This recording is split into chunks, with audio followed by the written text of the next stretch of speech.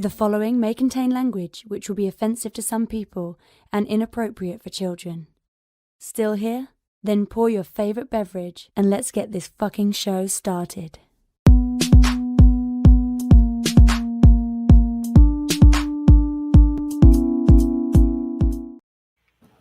Fantastic Forum, assemble. It's Wednesday. You know what that means. That means we're here to talk to you about comic books. This week is Fandome, DC's Fandome virtual Comic-Con panel thing event that they do. They do these out like 4 times a year. I feel like we just had one and then we have this one. But it could be just time moving fast.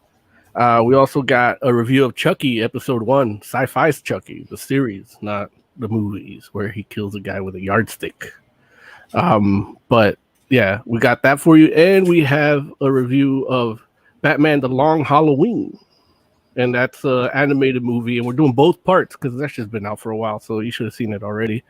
And it'll be spoilers. I'm letting you know. Larry's not here to protect you from Joe and Mo spoiling shit. The man I was talking about, Joe, is here with me. We're holding down the fort together today. So Oz should be on his way. In the meantime, you should know you can always call in. You can always hit us in the comment section. You can leave voicemails too if you call Skype on Fantastic Forum. Nobody's gonna pick up, but you can leave a voicemail. We'll get to it next week, maybe. And then, but all that information will be right here when the lady tells it to you in just 2 seconds. Want to get in on the action? Call Fantastic Forum on Skype and join the fun. Too shy to call in? That's okay. You can join the Discord chat room available at fantasticforum.live. Join the party. You know you want to. And yeah, as always, you can hit us up on Twitch chat, YouTube chat, I think Facebook chat. We're going to get all of it, and we'll relay it back to the other listeners. Actually not seeing us on Facebook. Okay, that's good. I don't want those toxic people watching us. Facebook is bad. Tiger, go ahead. Tiger Claw in chat says, "What's up, Fantastic Forum? Lots of good stuff came out of that DC Fandome." Yeah. I would agree with you. A lot of good stuff came out, but a lot of bad stuff also came out. This year's Fandome was a mixed bag of the good, the bad, and the why. So I know one of the things that came out of Fandome was they're doing and I kind of wish Larry was here for this, but he mentioned last week or the week before, he mentioned the show Superhero Girls, and they're doing a crossover movie with Teen Titans Go. So that is like double the excitement for Lawrence. Like, he loves both of those things. Yeah, he I hung out with him this morning for like an hour. He didn't bring that up once. But Fandome is definitely one of the topics we're going to get to, and it's going to be part of the, I guess, news, because there's a lot of stuff there. So I'm just going to play this news music real quick to signify that we're switching into segments. Comic book news. We should have a comic book like Kurt. Well, not like that, but like. But yeah, DC Fandome. A lot of stuff came out, a lot of why stuff, like you said, Joe. And one of the why ones for me was this panel that I saw with the dude that played Lex Luthor and the dude that played Superman on Smallville. They did a Smallville. Oh, Michael Rosenbaum? Yeah. I think that's his name, yeah. Oh, he's awesome. He was the Flash. Yeah.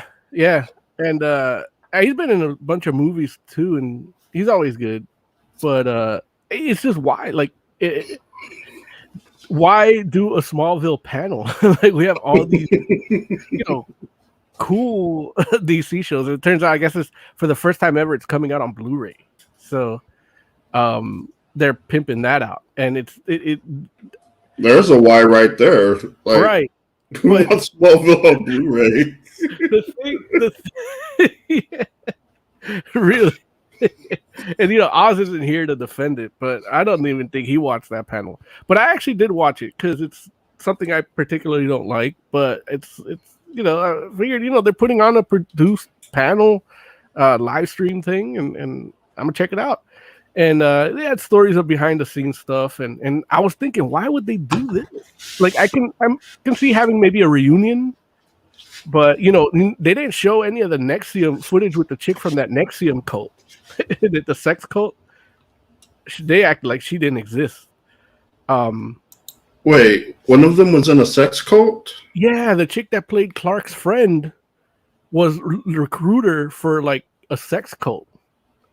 Really? I missed that story. Really? I asked Oz if he still beats off to her after that happened in the news. And he said no, but it's yes. Like that's why he's late. He's beating off to her right now. But yeah, she was you got the tattoo, the Nexium. HBO Max has a documentary about it. And it's this guy, it's a multi-level marketing thing where they teach you how to be your best self and be a good salesman and shit like that. And then eventually it's all women and the main dude, and he's just fucking all of them. And the dude looks like a ratty looking dude. Like he looks like he'd be at a Smallville panel that you wouldn't think like, why is there a Smallville panel? Like he'd be the dude there. That's what he looks like. But yeah, and then so she was in it and she got like, I mean, she's in jail now. I think they just put her in jail last year. But yeah, they didn't bring her up at all. It was a shame. And then and I'm asking myself, why?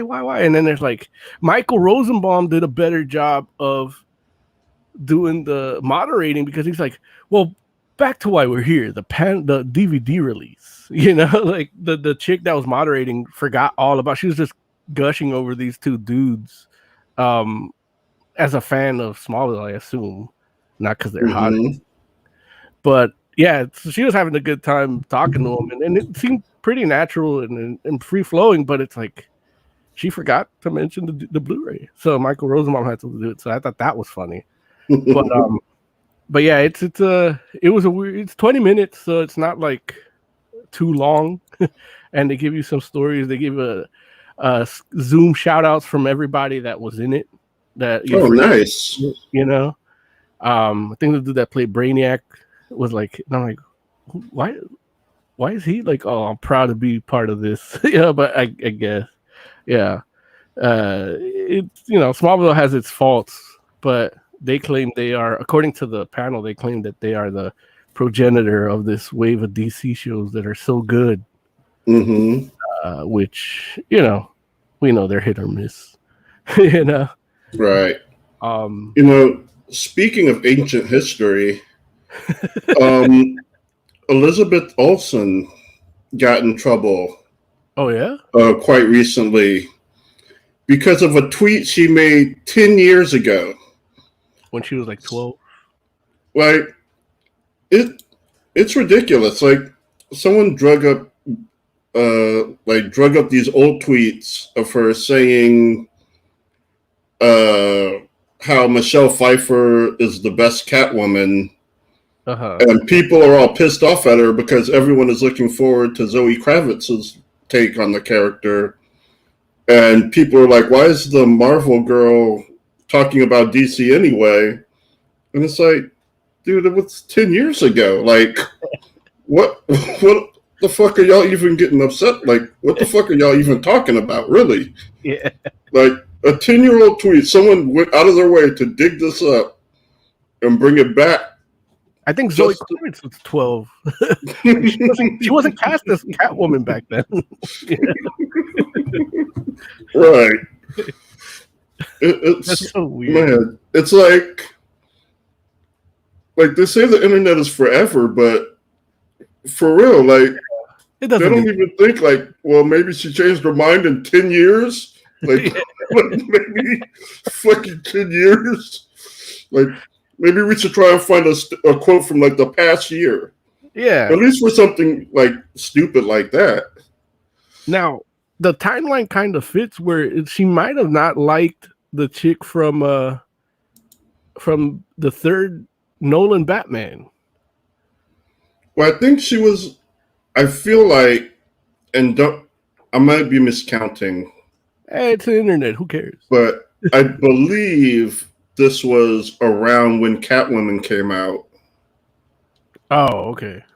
So I think she might have been implying that Halle Berry did a subpar job at Catwoman, which, that's a safe. As much as I love the movie, I love that Catwoman movie. It is not a good movie. It is a very, very bad movie. It's fun though, and I like the villain, but it's not good. And Halle Berry, it's weird. She is not a good. How do I say this? She is not a good character actress. Okay. Like, she can't do characters. She can do herself. Like, she could do like regular people. Like in Swordfish, she's great. Monsters Ball, she's great. In X-Men, she sucks. Like, hard. Yeah. Catwoman sucks hard. Like, I think when there comes, like, when it's something that requires extra, right, like being more than just a person, she does not do good at it. Like, she's good at playing regular people. She's not good at doing character people. She was good in Flintstones. I missed her in that. Tyreclaw says back. I didn't know Mary Young was into superhero girls. He also says if Allison Mack was at Smallville panel, and then throws a big ass link. But wow, okay, that's what would happen if she was on. Because they'd be fucking having cult sex on the keyboard. Big Man 24/7 says she needs good direction. Talking about Halle Berry, and yeah, that might be it. I mean, I think that's part of it, but I also feel that she's just not really, like, if you look at her movies where she's playing regular people, even then, like, okay, so Gothica, not great. Not a great performance out of her, but you look at that one movie where she's the 911 operator, and like, that's a really good performance. So it's like, it's kind of the director, but she definitely can't do characters. Like, I guess the way I would put it would be, the movies where she's really good, they're actually good movies, and the ones where she's not good, they're so that comes from either the writing side and directing side. You know what I mean? Mm-hmm. Because you look at Monsters Ball, and it's like, if she's not in that, I don't think the movie is any less good. Or Swordfish. Yeah, that one you could definitely take her out of it. Right. And but she's got nice breasts. Yeah, that's the only thing you'd miss. Right. Yeah. But yeah, enough about so. Right. What else was that Fandome? Well, I was gonna say, speaking of bad actresses and stuff, and needing direction, I was gonna say that you saw they had premieres in conjunction with the event, and you got to watch some of those. And you're talking about Batwoman.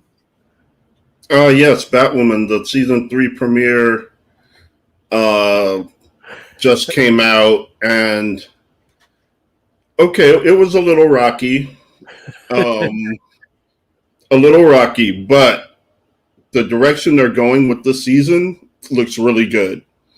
So basically, in the last season, a bunch of Batman's trophies were stolen, and so this season they're going after the trophies, and Renee Montoya is making Batwoman work with Alice in order to retrieve them. And so it's like, they hate each other, but they've got to work together. Alice is helping so that she could get out of Arkham, and Batwoman is helping because if she doesn't, Renee Montoya could just shut her down. Now, I know who Alice is because I'm a part of the nerd hierarchy. But for the audience, who is Alice? Alice is the main antagonist of the series for season 1, but definitely season 2. Okay. Like, I came into season 2, she's the main antagonist. She is the stepsister of one of Batwoman's crew, the Doctor. And she's the daughter of the guy who was the chief security officer in Gotham. Okay. So, she was crazy, a murderer. She came from an island full of this magical plant that can heal all illnesses. And, they came into clash because, she hates Batwoman. She hates the original Batwoman because it's her sister, and she felt like she got all the attention and she didn't. And she hates Batwoman.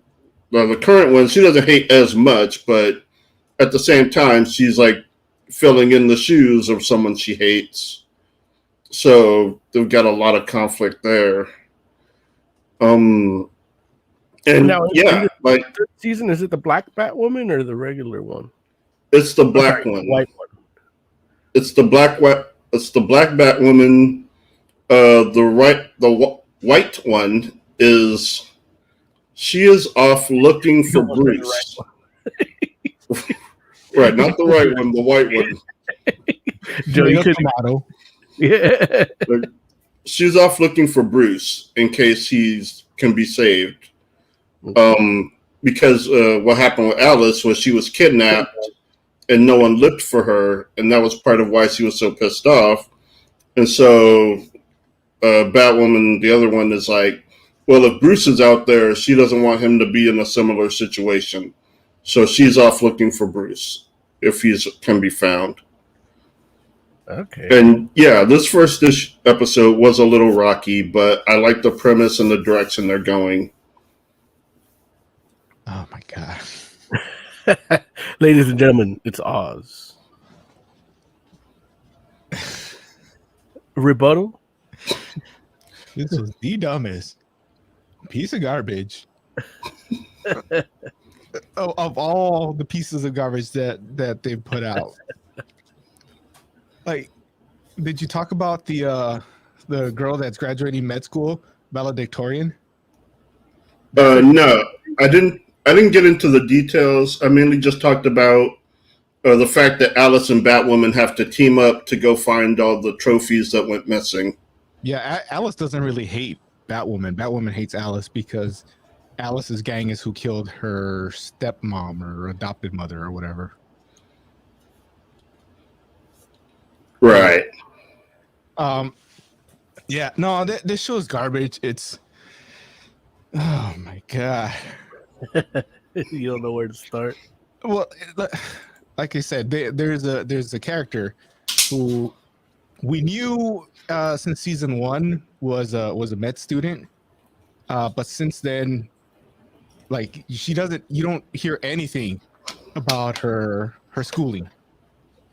She's running a back alley abortion clinic, basically running a bar at the same time, and So it takes place in Texas, and helping the Bat family. And she's still a valedictorian, really? Like, she's got that kind of time. I've never once heard her say, "Oh, I got to study." That's the high IQ. And she's a socialite, so she's out there clubbing. Like, when they needed somebody to get them into an exclusive club, she put on a dress, and that's who's gonna get them in. Valedictorian. Okay, set that aside. The stupidest thing is, well, first of all, where do you start with the stupidest? Like, as soon as I'm about to tell you something really stupid, I think of, wait, what led up to that was kind of stupid too. These kids find the Mad Hatter's hat, which, which they explain that, hey, I thought Bruce Wayne deactivated it. Apparently, if you just put it on, it reactivates itself. Like, that's how technology works. You can take it apart, and when somebody puts it on, it just activates itself. And the guy that gets it is like a Alice fanboy. Yeah, I get it, Alice, and so he wants to be like a Mad Hatter type, and Yeah. it's dumb because he's like blogging or vlogging in the sewers, which was her hideout. Like, just, talking about how, she's misunderstood and blah blah in the sewers, and this is how dumb the writers are, because they told the writers, okay, we need to show him figuring out how to use the power of the hat. Okay, so he's in the sewers, he's vlogging, he's gonna run into somebody and have to use it against them so they don't beat him up. So instead of having like some homeless person or something, it's like two like well-dressed preppy college students in the sewer, just in the sewer, randomly for no reason. Like, they're part of the rowing team. Look at this nerd in the sewer. Yeah, he's right. They are very preppy dudes that have no business being in the sewer. Like, you could have easily made it like a homeless dude or a thug or like something. Like, there's plenty of reasons why some bad person would be in the sewers, but no, these writers had to make a point about jocks and nerds, I guess. Then, oh my God. So his plan is, during the valedictorian speech, he's going to take this chick who's actually Kay Kane's stepsister. So he blames her for something her parents did, something in the medical field, blah blah blah, woke speech. And his plan is he goes to this graduation with all these new doctors, essentially. Not essentially, I mean, that's what it is, the graduation. So they're all doctors now, and he mind controls all of them. Which, by the way, the Batwing, Batwoman, and whatever her face is, former agent, whatever, like all already have their ear things on, so they can't be affected by the mind control. So and just they put them on when they realized that the stepsister wasn't giving the right speech. Okay, but at that point, the entire audience was already like in whatever. Okay, I'll let that one go.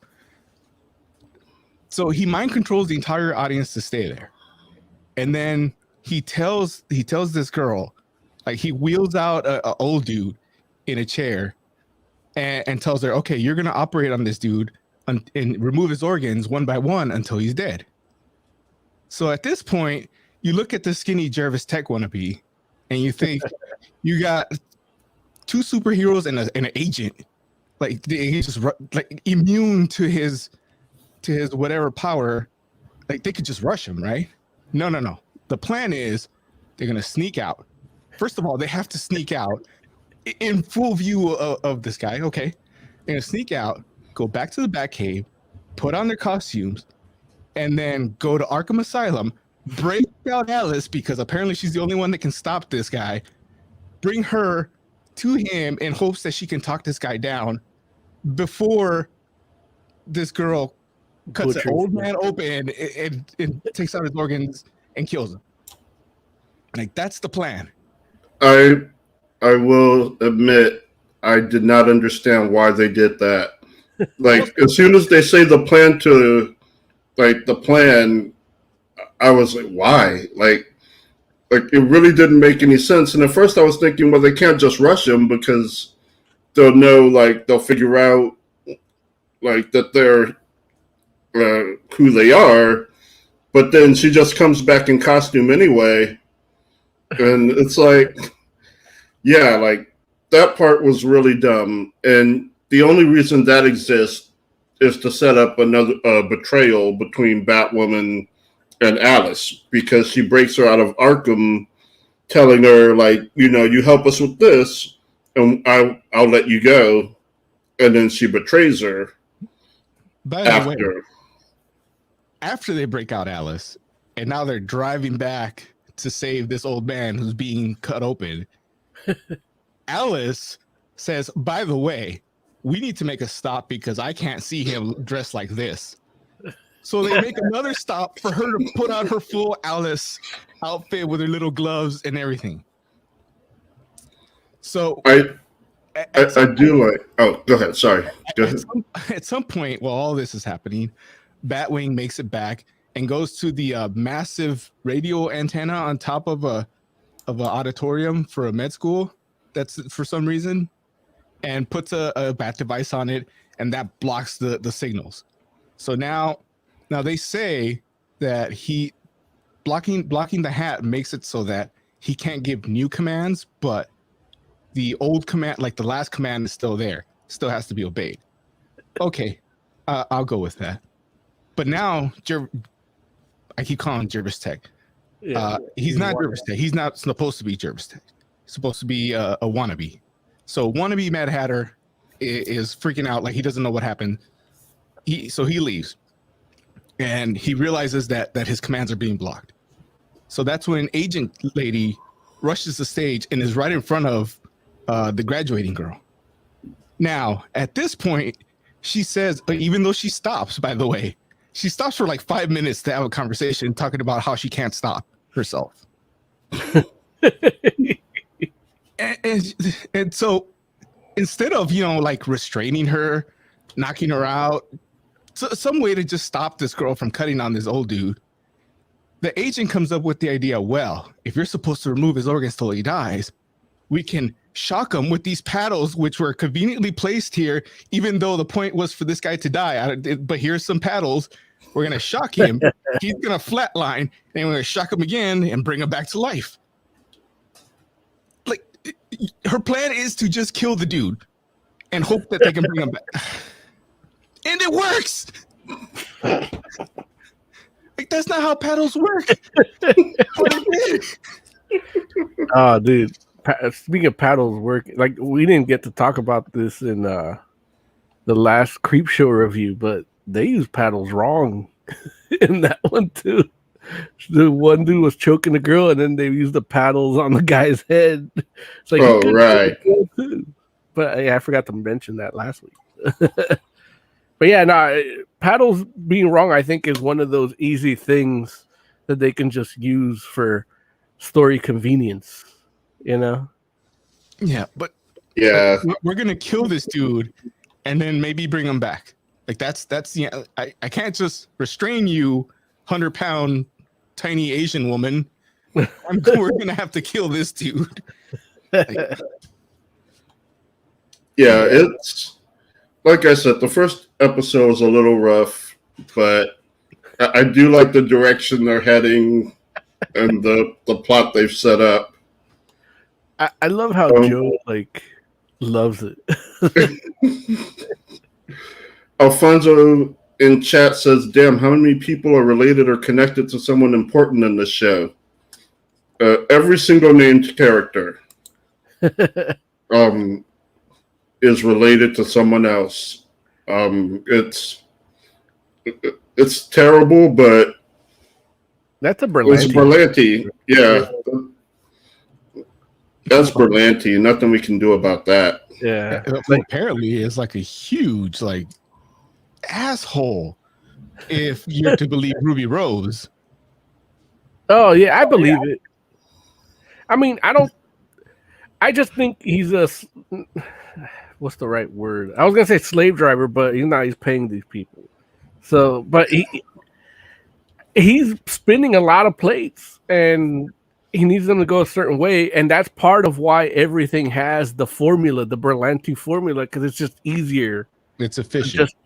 To do everything that way, So you see the ones that have the least influence of his have some of his elements, but they're better shows, and the better they are, the less elements of Berlanti stuff they have. But they still have that it's like, oh, Titans, yeah, Robin has to have an office setting, it needs to be in an office, so then they create the tower, and it's like the tower is just like the office, And then in the Flash, it's like, oh, he has to work in the office as the forensics guy, and then he turns Star Labs into an office too. So it's just, that's just how he does it. I'm surprised he gave Supergirl an office, and I don't just mean her job as a reporter. Like they have Brainiac 5 is basically the computer person now. Right? Yeah, the guy in the chair. Yeah. Which is like technically Brainiac can't be the guy in the chair. He just doesn't have to be in the chair. Like he could just be floating in the room doing everything, and you just see him floating. But I'm done with Berlanti shit. Like, I'm not gonna. We talked about Dead Boy Detectives last week, and it's like I can already see they're gonna have Dead Boy Detective Agency, and they're gonna have a secretary and a janitor, and they're not gonna be dead. And they're not going to know the boys are dead. And that's going to be like part of the cheeky humor, But well, they did have an assistant, a live girl assistant in the in the show. Man. Like, I forgot what her name was, but she was hanging out with Alice while the Dead Boy Detectives went and tried to get everyone's souls back. Yeah. I got to watch that. again. Like, I'm still like halfway through season 2 of Doom Patrol, and it's good. I'm not. I just gotta find the time to do all that. Season 2, but 2. Like I'm not on 3 yet. Okay. But as far as fandom goes, Oz, did you see the Smallville panel? No, I mostly just saw the trailers afterwards. Yeah, that's pretty much what I did, but I did try to watch a panel, and we talked about it earlier. I was hoping you watched it, but I guess it's coming on Blu-ray. Are you going to be getting it on Blu-ray? No. If I get anything Smallville, I'll get the final season comic. Oh, okay. The year after, when he's actually Superman. Yeah, because I've looked through a few of those, and at some point he's a Green Lantern too. So that's not even a joke. No, seriously. No, I know. I believe it, but I thought he'd be a Blue Lantern. But that's the interesting thing about like these after season comic series. Like they're kind of free to just go like in any direction. Yeah. So like Superman, Green Lantern can happen. Yeah. And it's not entirely like ridiculous, There's Elseworlds where he gets the lantern ring before Krypton explodes. He ends up saving Krypton with it. Yeah. But let's talk about the trailers. I watched. Did anybody see the Batman trailer? That's the big one. I don't think anybody knew. I saw it, but right. Say again? Did anybody even know it was going to be a fandom? Like, no, they didn't announce anything they were doing. It just people were tweeting about it in the moment and sharing everything, but that's where they released everything. Okay. But yeah, I saw it. How about you, Jay? You saw it? Yeah, like I didn't watch it closely, but I did look at it. I saw a lot of commentary online of, wow, let me just be the one to say it right now. This is going to be amazing. This, like, if y'all had doubts about Edward, let me tell you right now that he's going to do a good job. Like, all of a sudden, everybody's on Team Edward. You know what I mean? Referring to the dude playing Batman being in Twilight. But I remember I was the original Team Edward, because these dudes I would come and cut their hair like, oh, did you hear he's gonna play Batman? Oh, he's such a pussy. And it's like, why is he such a pussy? Because he was in Twilight? Like that was literally the fucking the criterion for why they called him a pussy. And it's like, he's an actor and he's a good one. That sounds a lot like the conversation we had on the show between you and Lawrence. Because he was a doubter, right? Yeah, he was. And, honestly, for a Bruce Wayne, I don't think I don't think he's a good Bruce Wayne because he's kind of ugly, you know. But that as Batman, he does a good job. Like like even when I saw the trailer, just the scene where they're going after Riddler, it's just a well lit modern noir movie. It looks like Eastern Promises or History of Violence, like a well done, fucking gritty movie. Just from the lighting, I'm like, I told Emily, I'm like, just from the cinematography alone, this is gonna be good. Like, it's just gonna be technically good. And the Riddler, like, I don't like the design choice, but it is what it is. Penguin comes out in it. He looks cool, but he just looks like, we're gonna talk about Long Halloween. He looks like he would be a Falcone guy, he's just like a mobster. But yeah, this dude, I forget his name, but the Edward guy as Bruce Wayne is not. I don't think that's gonna be. I don't think they're gonna have many scenes with him as Bruce Wayne, like being the billionaire playboy type. But that's okay. I'm good with a Batman movie where he's never Bruce Wayne at all. I'm surprised he looks good in the costume. Yeah, no, he looks good in the costume. Like, there was a scene where, and this is part of him being an actor, where he just cries, like a tear comes out while he's in the suit, and it's like they shot it well where you could see the contrast of the eyeliner or the war paint under the mask and the tear, like the contrast, it just works. But his eyes are so expressive because him as an actor just did it well, and I'm like, dude. So it's like I was the first to say it. I just like that he's like one of the first people in the suit that I've seen whose chin is generic enough that he could actually pull it off. Yeah, like Bale, like he's got like the giant pimple, and even what's his face, Batman v Superman, Affleck. Yeah, Affleck, which I kind of like. Like, I like his voice changer and all that. Like, he's got a pretty, like, that chin. Affleck's Batman looks great. It's just a bad movie. Yeah, that's the problem. Jay, man, so I know you're a Riddler fan, man, but what do you think about this Riddler direction in this new Batman movie? I'm not sure. Like, I need to watch the trailer again. Like, I did watch it. Yeah, but nothing like really stuck out to me, and it's definitely something I need to see again. Okay. Well, you've seen what his costume looks like, right? Full Riddler costume, where instead of a mask, he's wearing like a gimp suit head with the glasses over it. Oh, I think I've seen that. Yeah. It was more prominent in the first trailer, where he's taping up a dude's face. Oh, yeah, that looks ugly. and yeah, I honestly don't like that at all. It's disconcerting. Yeah, that weird look for Riddler, I'm not a fan of, but the dude playing him, I think, is a really good actor. I think if they could put him in a classic, like, Batman 66 type Riddler costume, and he would kill the hell out of that role still. Like, you would find it menacing, and I think it's a missed opportunity to, like, just experiment with that guy's acting talent and being able to do something a little more comic accurate look wise, Right. My hope is that you get that weird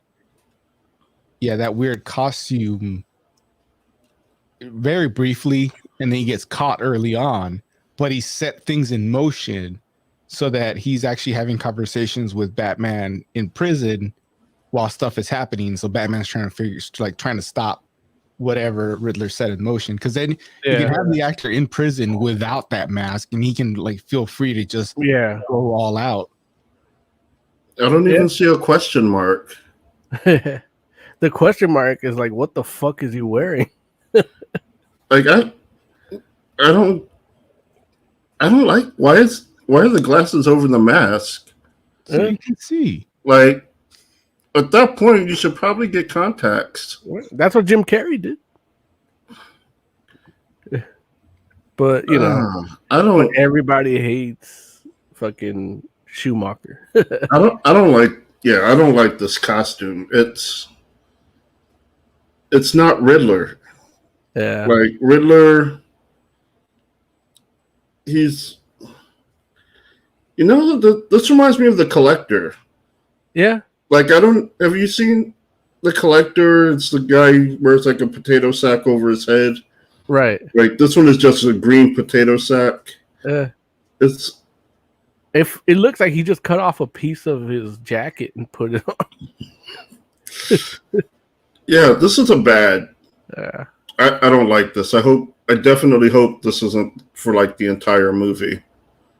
Yeah, see, that's what I'm saying. I hope this is just brief until they catch him, and then once his identity is out there, he doesn't have to wear all that crap, and he can just go with like the hat and green glasses or something, you know.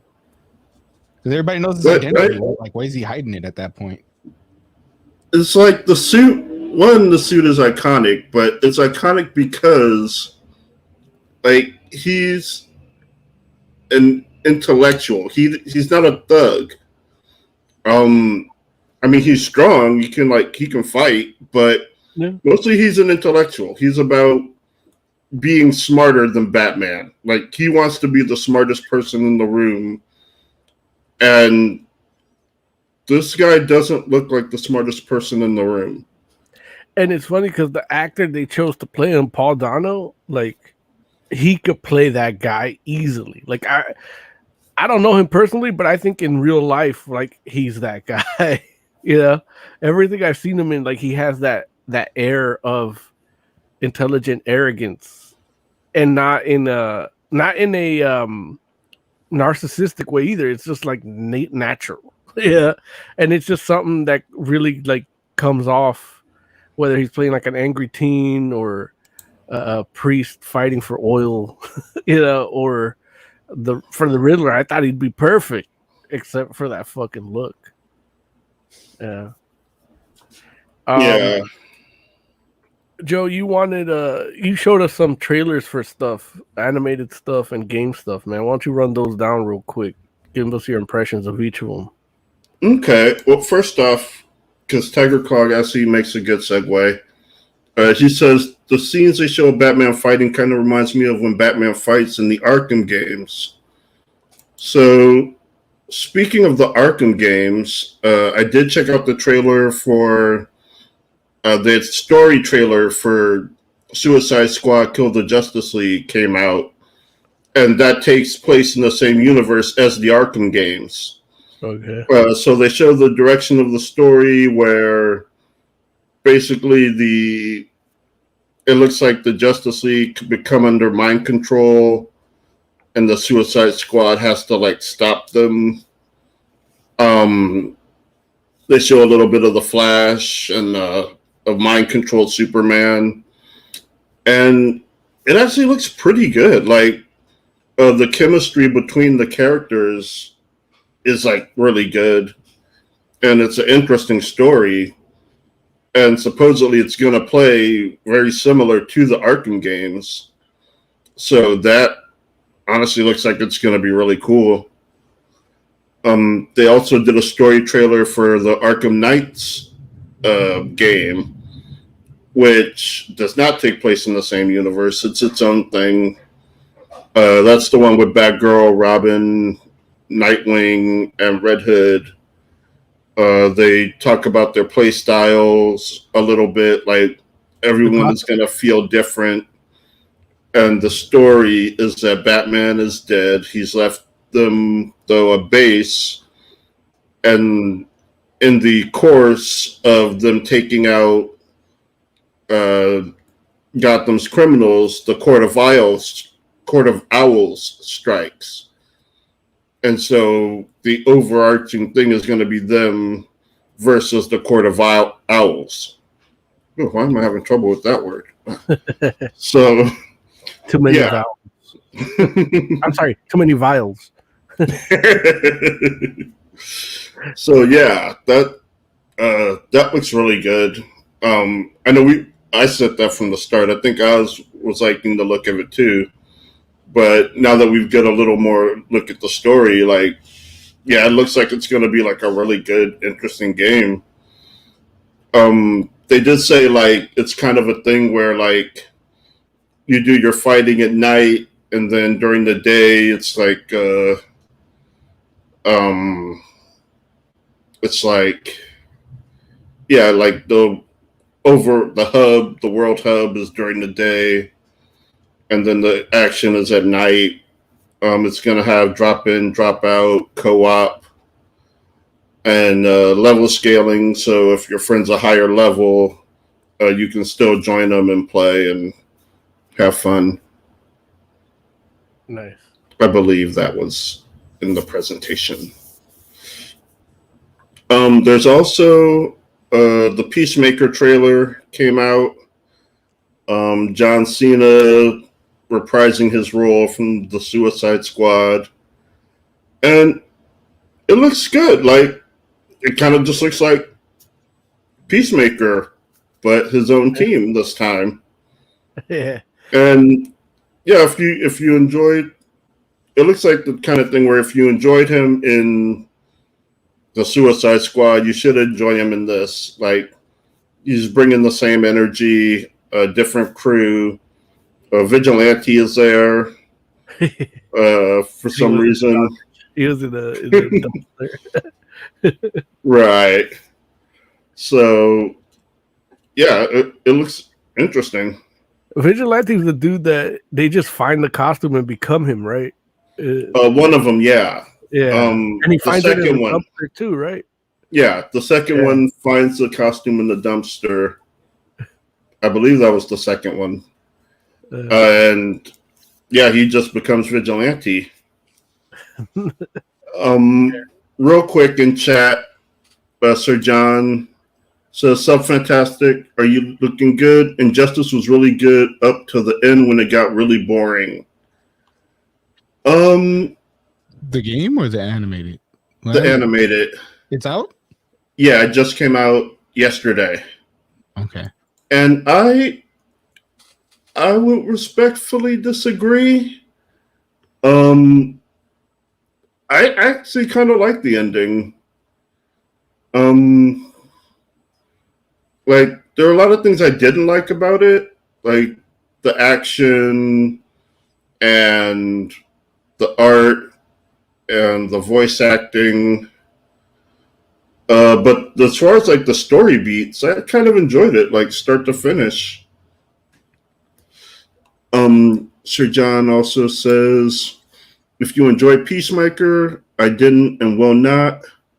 We'll be skipping it, sure. How about a Huntress series?" Dude, I'm always down for Huntress. Yeah. He probably means Birds of Prey Huntress. Look, that was the best part of that movie, even if they go with that. No, I would prefer Real Huntress, please. To be fair, when they do go over her backstory, I was sitting there going, I want to see that movie. Yeah, like it was a little like, I tell people just edit that part out and watch that and get your own little like Huntress fan film. Like that segment is better than that whole movie put together with that scene in it, you know? So yeah, no, I definitely like, yeah, I don't, Huntress, a series, even if it's that one, I'd take, not over Peacemaker. Let's have them both. I really enjoyed the Peacemaker in the Suicide Squad, and I enjoyed John Cena's performance of it, and I really like this trailer they showed, and it looks like it's taking place after the Suicide Squad, and he's gonna do his thing, and it looks like it's gonna be a more like, as much as they're gonna have their adventures and stuff, it's gonna be more introspective for that character, which I always love. So taking a character like that's very superficial, you know, and just focusing on some of the introspection, some of that deconstruction is gonna make for a good show. I'm a little bit nervous because I did like him in the movie.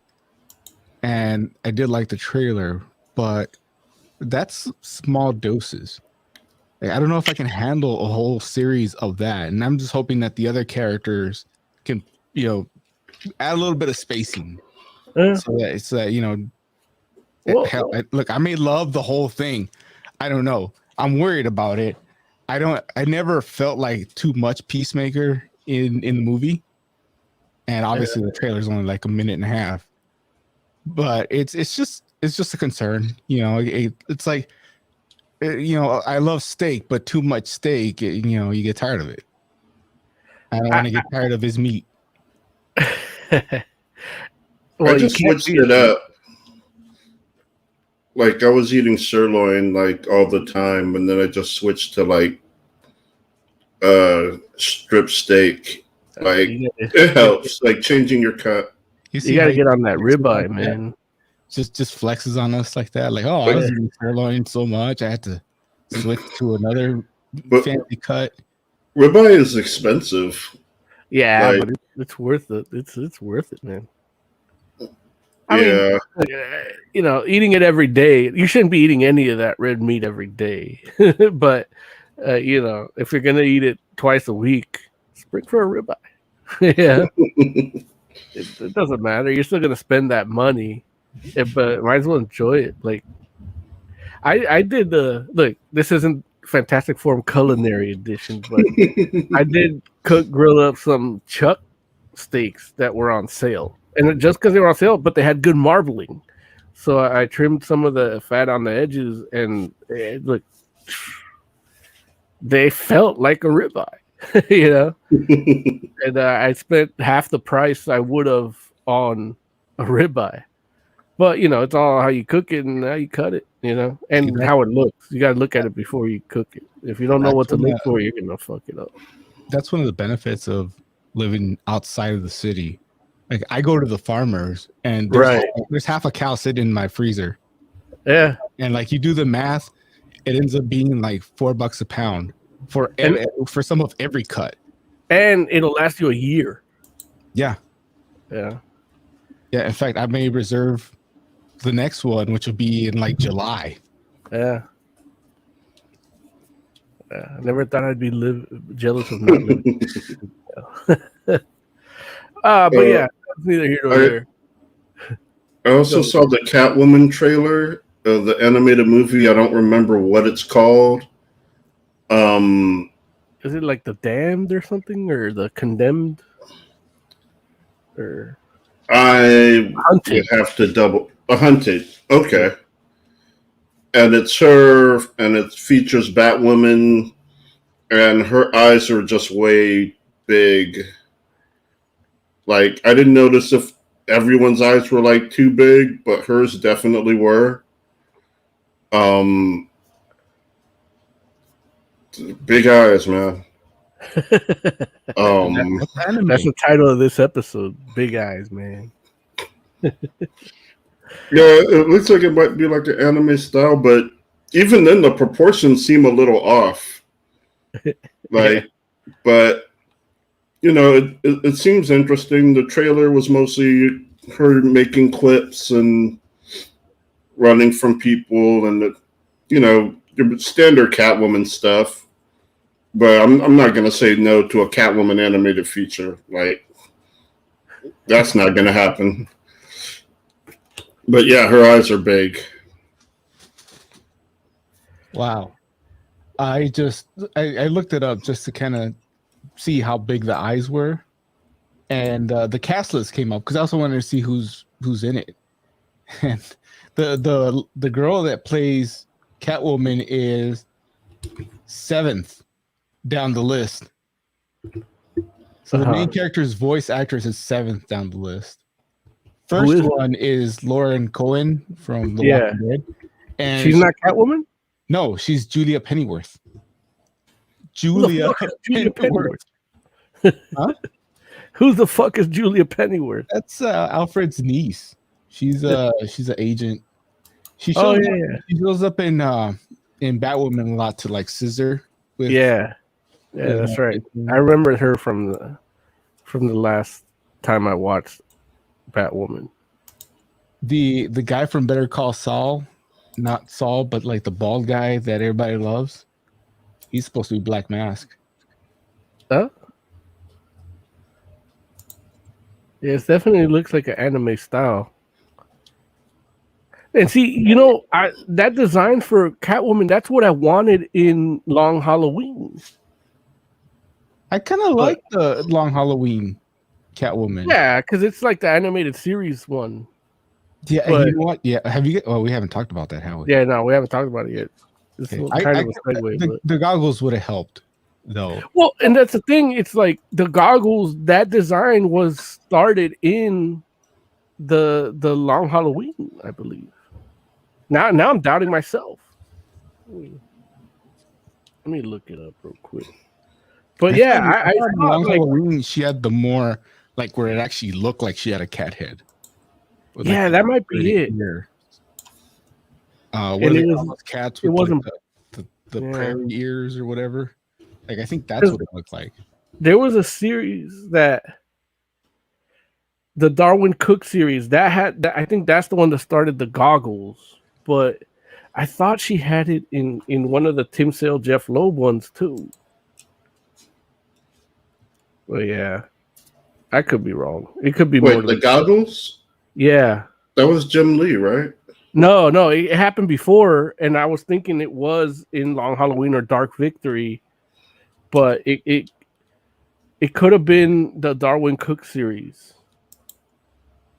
Okay. Yeah, no, that's right.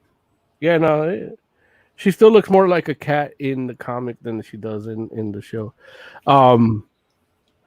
Okay, so yeah, it was the Darwin Cook series, the Catwoman series, which like the art, man, I love that series. But that's the one that started the goggles. I don't know if you've seen it, but that's I love that. But it is time to move on. I guess since we're talking about Long Halloween, we should probably go do that. Sir John has a question. Oh. Sir John says, who was the guy without a face? The animated series were building him up a lot, but then DC ended up never doing much with him. That's a good question. Yeah. It is the question. What a sage response. Before we leave Fandome, there were a couple more premieres that came out in conjunction. One was Aquaman, King of Atlantis. And that ended up actually being pretty good. So it's an animated series. It's a trilogy. It's coming out in like 3 45-minute pieces. Okay. And the first one is out. And it actually ended up being good. Like it's Aquaman's basically his first day as king. And he ends up having to go investigate a outpost that they haven't heard from in the past 7 years. And so they go to find the people of the outpost and find out if they're okay. And they end up investigating where the ocean just kind of stopped. And they have to figure out like why the ocean stopped and what happened to the people at the outpost. And it's pretty good. Like it's a little comedic, and the art style kind of reminds me of Thundercats Roar. But it's pretty good. Steven Universe looking one? Yeah. Okay. And Young Justice Phantoms premiered. And it's more Young Justice. Like it's amazing. You're not gonna bring up the Flash trailer? I didn't. Well, after we talked about Young Justice. Yeah. So basically, it starts with Connor and Miss Martian are getting married. So they're going to Mars to have a traditional Mars marriage ceremony before coming back and having a municipal marriage ceremony. And when they get to Mars, they're basically dealing with a bunch of anti-human prejudice and prejudice between the three classes of Martian. And right now, that's what they're dealing with. And the Legion of Superheroes is there, and we're not sure why yet. But they've been like active and tailing them, and dealing with stuff. So it's good. Like, it's starting out really strong. Wait, is Miss Martian surprised that there's racist ass Martians in Mars? I mean, Martian Manhunter came to Earth after a Martian genocide. Like, there's a race war, and that's why he's on Earth. Basically, things have gotten less war-like, and they're all living together. Well, sure, because they killed all the green ones. Like, and under the last one. Well, no, like all three species are there. Yeah, all three species are there living together, and the last king did a lot to like help equality. So yeah, like they've been doing their thing for like a few years now of like Martian civilization is like kind of back to normal-ish. So yeah, things have gotten bad since the king died, and she is surprised that the hatred is so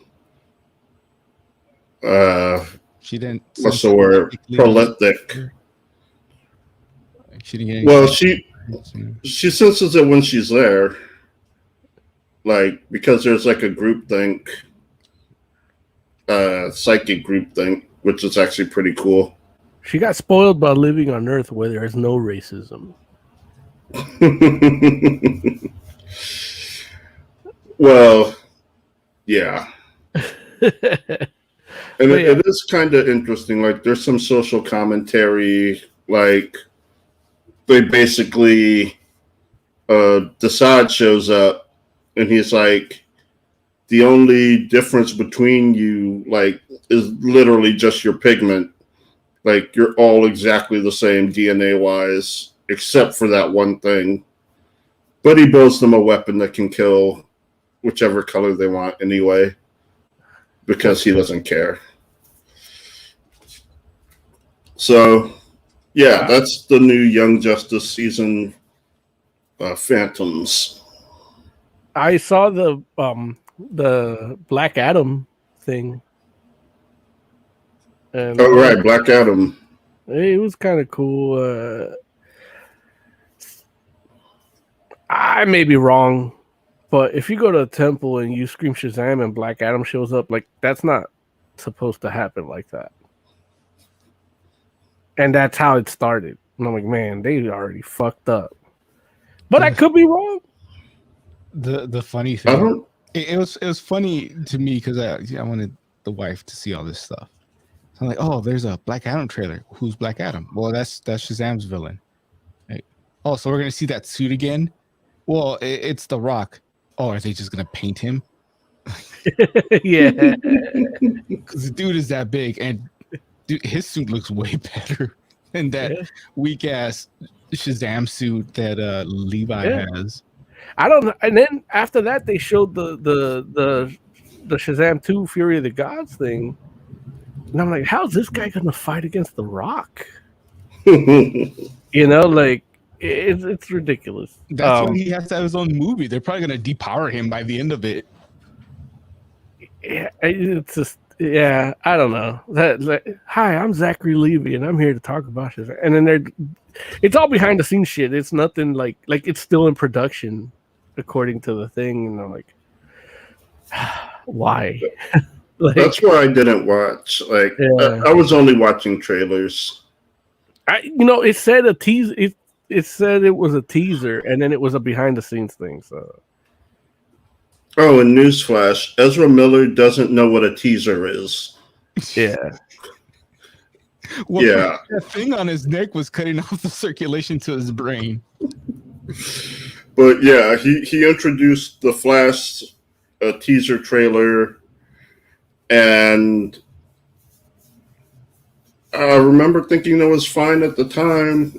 Like, I can't recall any of it right now. But it did happen. Yeah.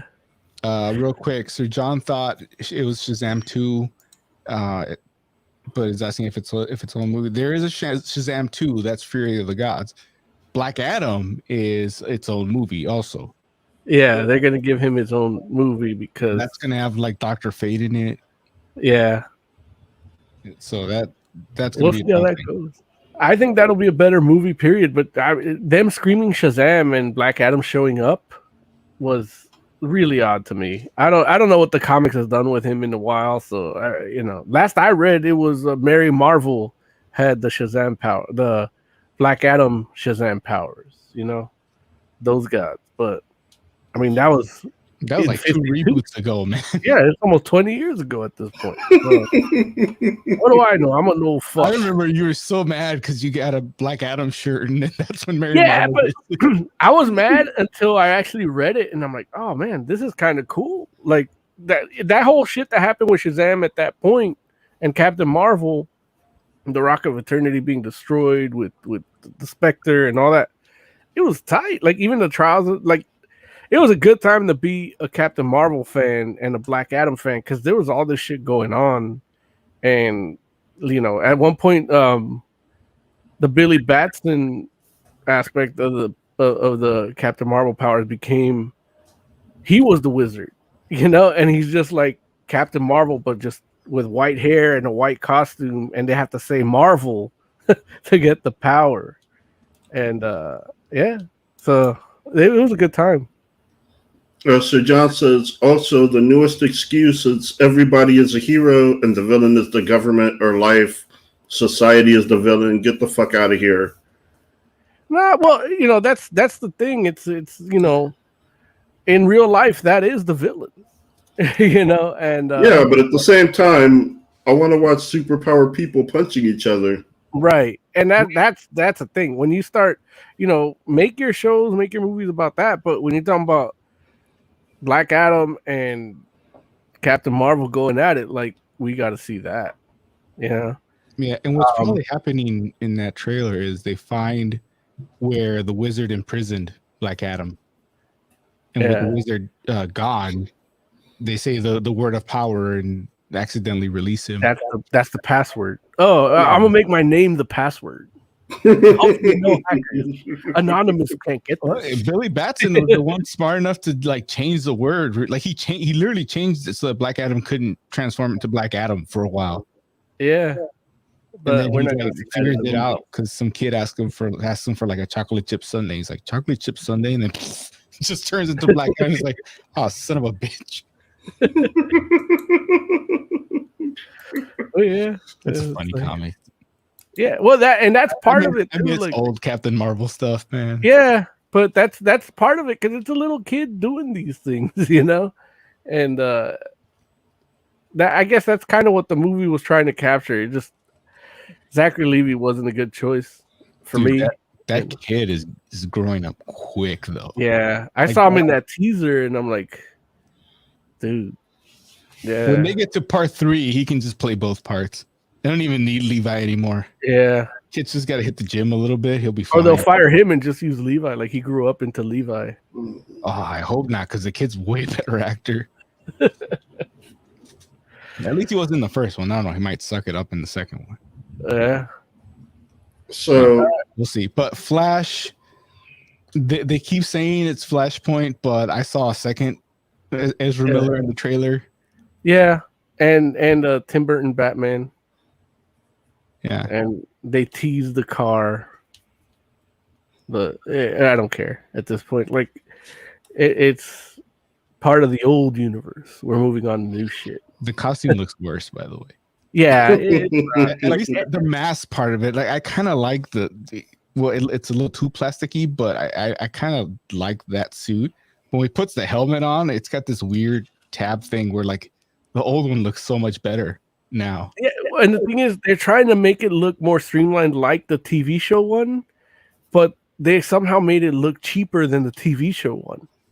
Like, I don't get it. Like, can't you just talk to that like wardrobe person and be like, "Hey"?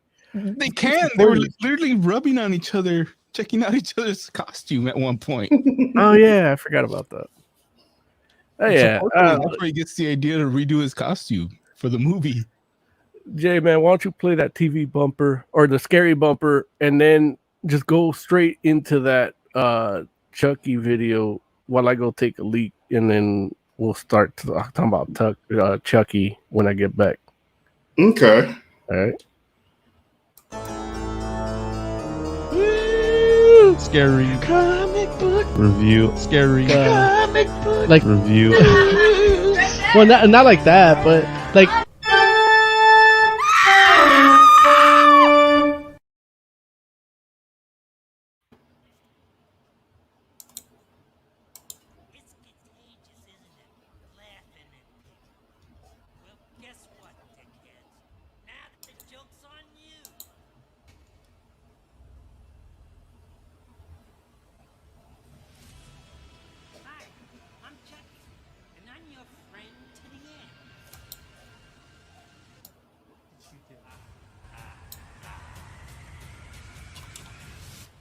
Mommy says real killing is bad. Yeah, well, Mommy's full of shit. Look around you. It's the World Series of slaughter. Stop. Did you feel that? Everywhere Jake Wheeler goes, death seems to follow. This creepy doll just creeps me the hell out. It's kill or be killed. Everybody's got to choose. What's going on with you? You wouldn't believe me if I told you. Chucky. He's gone. Dude, you have a serious doll problem. If you only knew.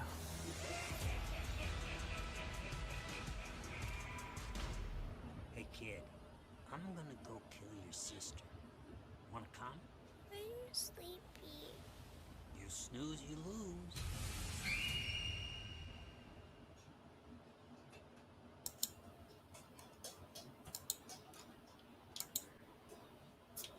Yeah, that's a little bit of the Chucky stuff. You know, Chucky is a show on Sci-Fi. It just came out last week, I believe, October 12th or something. And I had no idea this existed till I was on the tram tour at Halloween Horror Nights a couple of weeks before that, and they force you to watch the trailer. And the Chucky movies, I wasn't a huge fan. I enjoyed them for what they were, but it was like not that big a thing. But this show came out, and they take a new approach to Chucky, dealing with a high school kid, and the high school kid is middle school. Middle school. That's even So it's you know, he's being bullied. I think he's gay, and he is gay.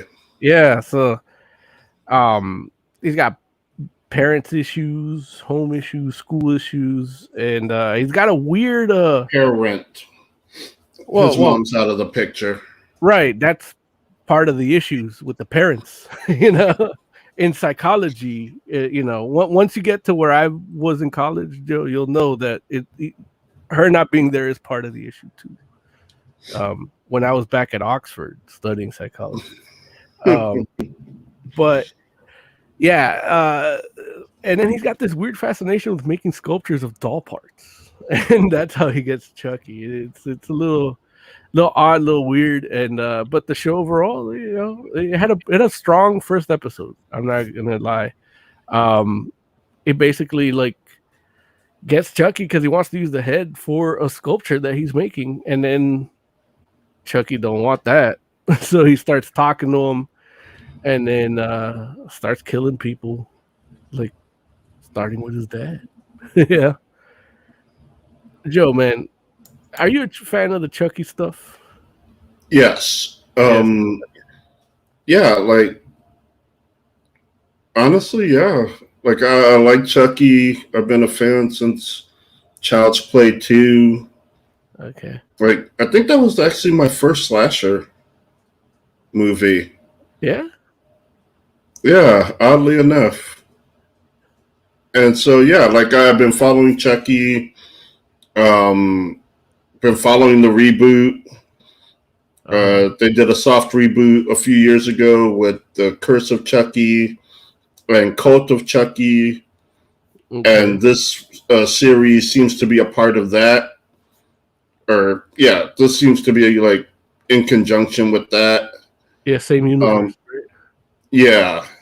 Okay. It's like they're, what's his name? Charles Ray is like not just a thief, he's like a little psychotic, and yeah, they show like they do a flashback to when he's a kid and he like bites a razor blade apple because he's crazy. And yeah, like I'm into Chucky. I like those last two movies. I thought they were good. Interesting direction, especially Cult of Chucky was like really interesting. And I like the series. The series it's fun. Like it's fun and it's good horror because they don't get like they're not playing everything super close to the vest. Like we know the doll is alive, and so they're not drawing it out, which I was afraid they would do. Like in Curse of Chucky, because it was a soft reboot, they were playing everything straight. Like we're not supposed to know whether or not Chucky is actually alive at first, even though we all know Chucky is alive. Like that's why we're watching the movie. So yeah, that was a little slow because of that, and this series isn't doing that. They're pretty much right off the bat getting him talking, getting him killing, getting him like I'm not sure what his goal is, but he's befriending this kid. Now that he's been bought, he's befriending him, and he's on the surface he's like he's helping him out. Like he has problems with his dad, he helps him with that. Bullies in school, he's helping him with that. And right now, it's the direction it looks like it's going is what is up with the kid? Is he going to be on board with Chucky, or is he going to help stop Chucky? Like he's in the middle right now. Like he thinks killing is wrong, but the girl in school is a huge bitch who made fun of his dad dying. So, you know, maybe she can die. Like maybe it's okay if she dies. I don't know. We don't know. And that seems to be the direction the story is going to go. And I'm on board. Like, especially with the death. I like that the deaths aren't super clean. Yeah.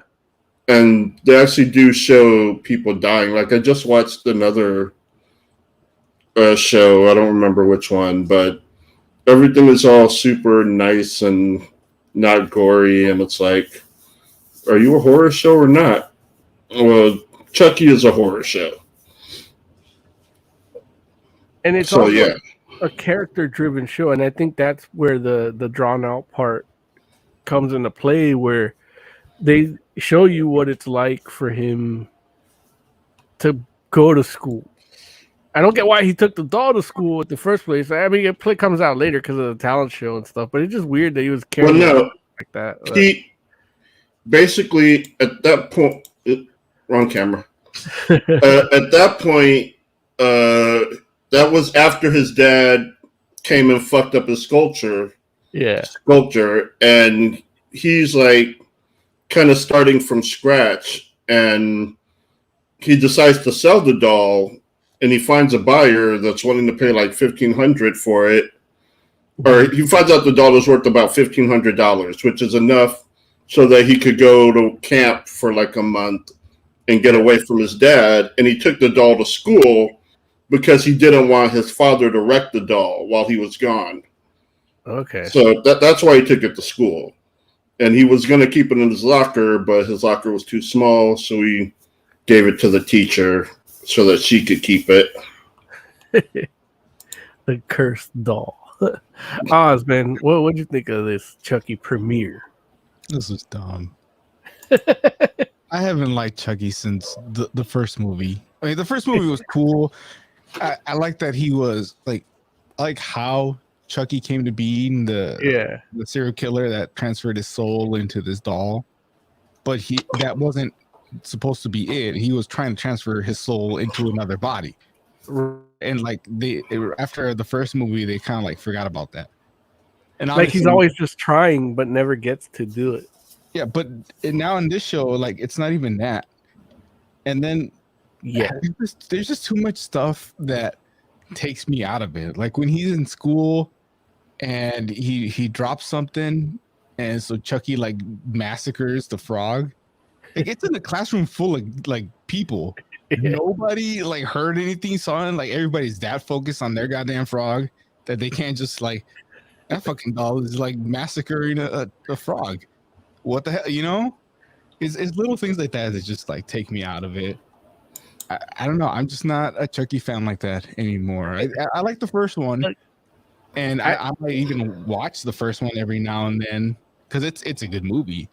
But then you get the Bride of Chucky and then the Tea of Chucky. Like, how many goddamn dolls do we need?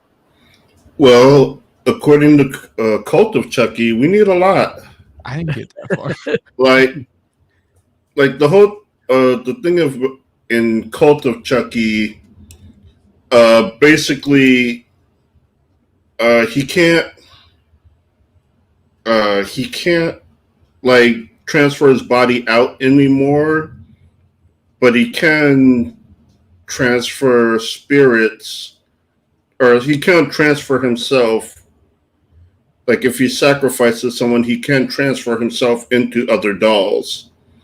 So he's basically making an army of him, like an army of serial killer hymns. So is this show like connected to the movies, or is there its own thing? No, it's connected. Because he's in a brand new looking doll, and as far as I know, and I haven't seen like the last 2 or 3 movies, he gets messed up at the end of each movie. Like he has to find a new doll to start the next movie. But this is like a brand new looking doll. Apparently he's been sitting in this lady's attic at the beginning and hasn't killed anybody for however long it's been there. You know, I was like 20 minutes into it before I realized that's not the kid from Stranger Things.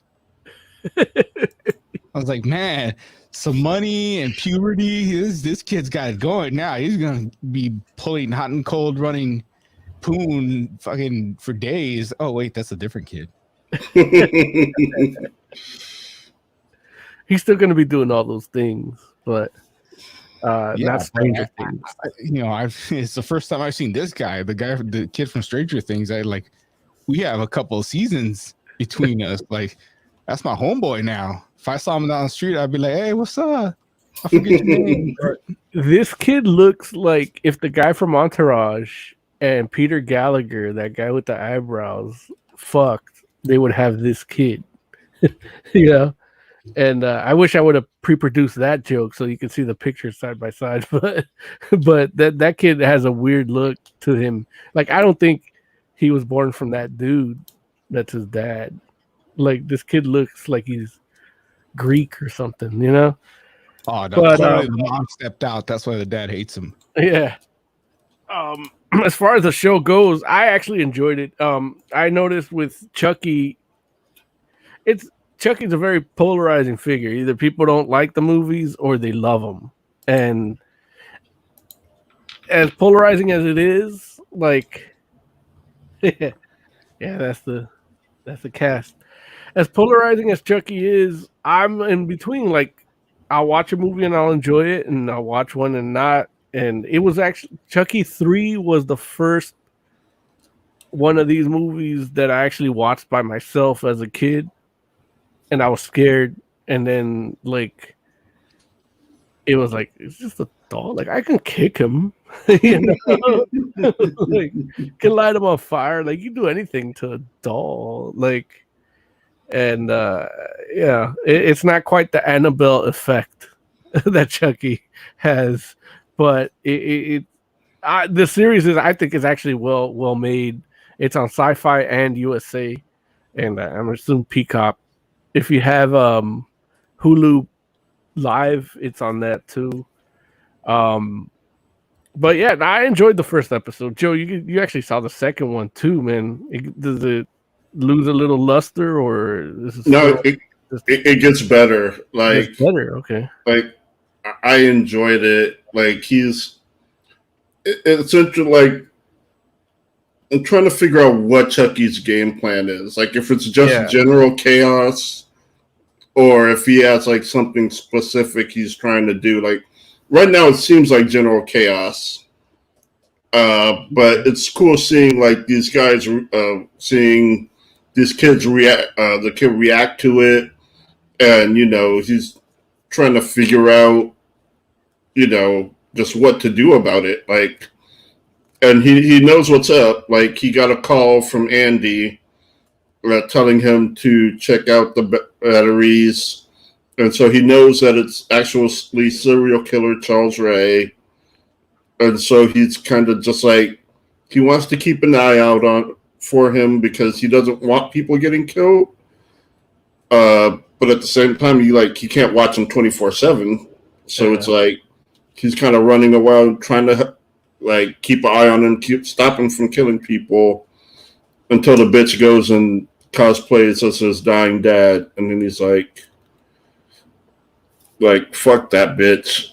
Yeah. And there's a song they play in I think the first episode, and the core hook is something like, "This is how you create a villain," and it's actually like an interesting statement. Like I really am wondering, like if this kid is gonna go dark side on us.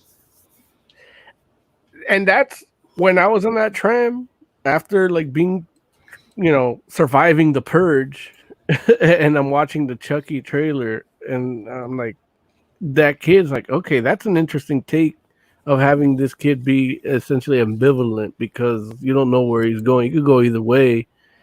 And that is something that I haven't seen in the Chucky movies, in the ones I have seen. I haven't seen as much as you have, Jay. I think the last one I saw was actually Bride of Chucky in the theater. So I've missed a few, but right.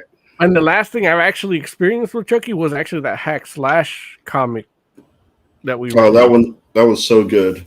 Yeah, where Chucky's in it. So yeah, so far I really enjoy this first episode, and I think I'm actually gonna keep watching it. I'll make time for this. As far as ratings go, man, I guess we should rate it, man. Jay, give us a out of 5. Right now, I am gonna say 4 out of 5. Like I do want to see how things play out before I give it like a final rating. Like, but I am enjoying it. It's funny. It's scary. Yeah, it does the things a good horror series should do. Like it makes you feel bad for the people you should feel bad for. It makes you hate the people that you should hate. And yeah, it even makes you question like the kid has a cousin named Junior, and offhand he's kind of an asshole, but you kind of get shades that like he's not a huge asshole. He's just kind of like a kid. Yeah. Kids are sometimes jerks, but they're not like evil jerks. They're kids. Like, and so, yeah, it's doing everything right so far. Cool. Oz, man, why don't you give us a rating for this? If you like Chucky, I guess I could see why it would get a 4. I don't. Being a horror thing, a 2, just as a general TV show, maybe it could squeeze out a 3 because technically I couldn't find anything like absolutely wrong with it. It's not like poorly acted. It's not even poorly written. I'm just not a fan. It bugs me that to make these evil dolls, they have to actually like try to make them creepy, where like real evil dolls are like so innocent looking.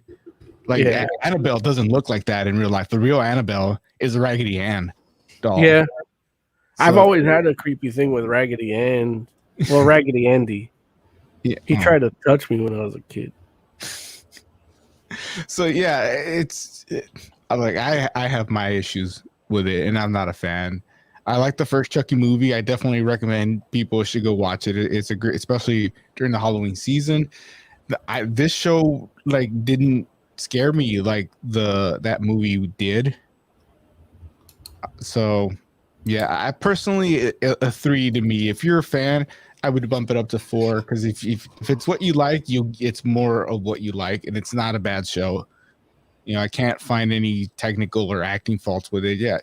You'll enjoy it if you're a fan, and it's the Halloween season, so yeah, make some popcorn and enjoy some, I guess, spookiness.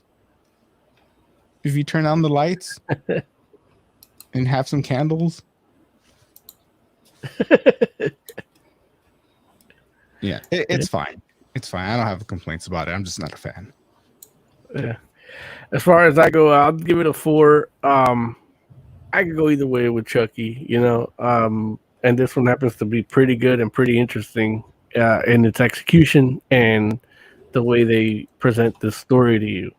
And I'm excited to keep watching. So 4 out of 5 for me. You know, Larry's not here. These horror things, as much as I enjoy horror and talking about horror stuff, especially with Joe and Oz, because Oz can go either way on horror too. But Larry is terrified. And he's not here. Yeah, he's not here. Like literally, like he left me this on my voicemail earlier, where he's like, you know, hey, I gotta tell you something about me not being on the show today.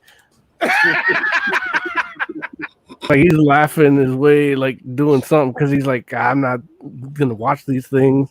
I talked to him this morning. I go, hey, you watch everything you need to. He goes, no, I'm gonna, but I'm not gonna be on the show today. So once he said that, I'm like, I know he's not gonna. You know, he said, I'm gonna make a TikTok. Like he said, when he sent us that message, that's exactly what I said. Is he didn't want to watch Chucky, right? And so he's like, oh, Nia needs to go to the airport or something. He made that. Nia's not going nowhere. She's chilling at home. You know, but yeah, he just did. So, you know, of course. A literal rocket scientist needs his help. Okay. Right, exactly. Gotcha. So, but he says, if you have TikTok, I think we're too old for TikTok. But there is a Fantastic Forum TikTok, and he says he's going to review what we talked about here there. If it's going to happen, I doubt it, but you can follow, I guess. I don't see why you would. We don't make any content for that. We just lock down the name. He has access to it, and he says he's going to make content. I don't know, you know? But yeah, next week we're going to be talking about other horror shit, and, you know, I'm gonna get a reaction out of him in case he decides to not be on the show. And you know, I thought with Long Halloween, because that's comic related, he's like, oh, well, he read the comic, so it's like, oh, he's gonna do. No, he's like, well, I'm not gonna be on the show today. Bastard. Meanwhile, he made me watch Venom because he's like, his like, I watch plenty of horror for the show, and I'm like, okay, he still hasn't watched Other Lily. Yeah. Fucking Larry. I will say I did not expect him to get scared of the house in the head. Like that, it's so funny. It's such a funny story, like quirky. But I can't imagine. It's hard to imagine getting scared by it. But yeah. Yeah. Well, Right? He describes it like it is scary. Like, and then there was a head. Yeah, like it's like, and then there's a real head there. Well, was it real or was it like a mannequin? Like, I didn't see. I closed my eyes. And that is one thing I will say though. Larry has watched a lot of horror for the show, Right? definitely more than he would watch on his own. So Right. I appreciate him for that. I just need you to watch Other Lily and more horror stuff when we have it. Yeah, I'm gonna. I don't know. I gotta.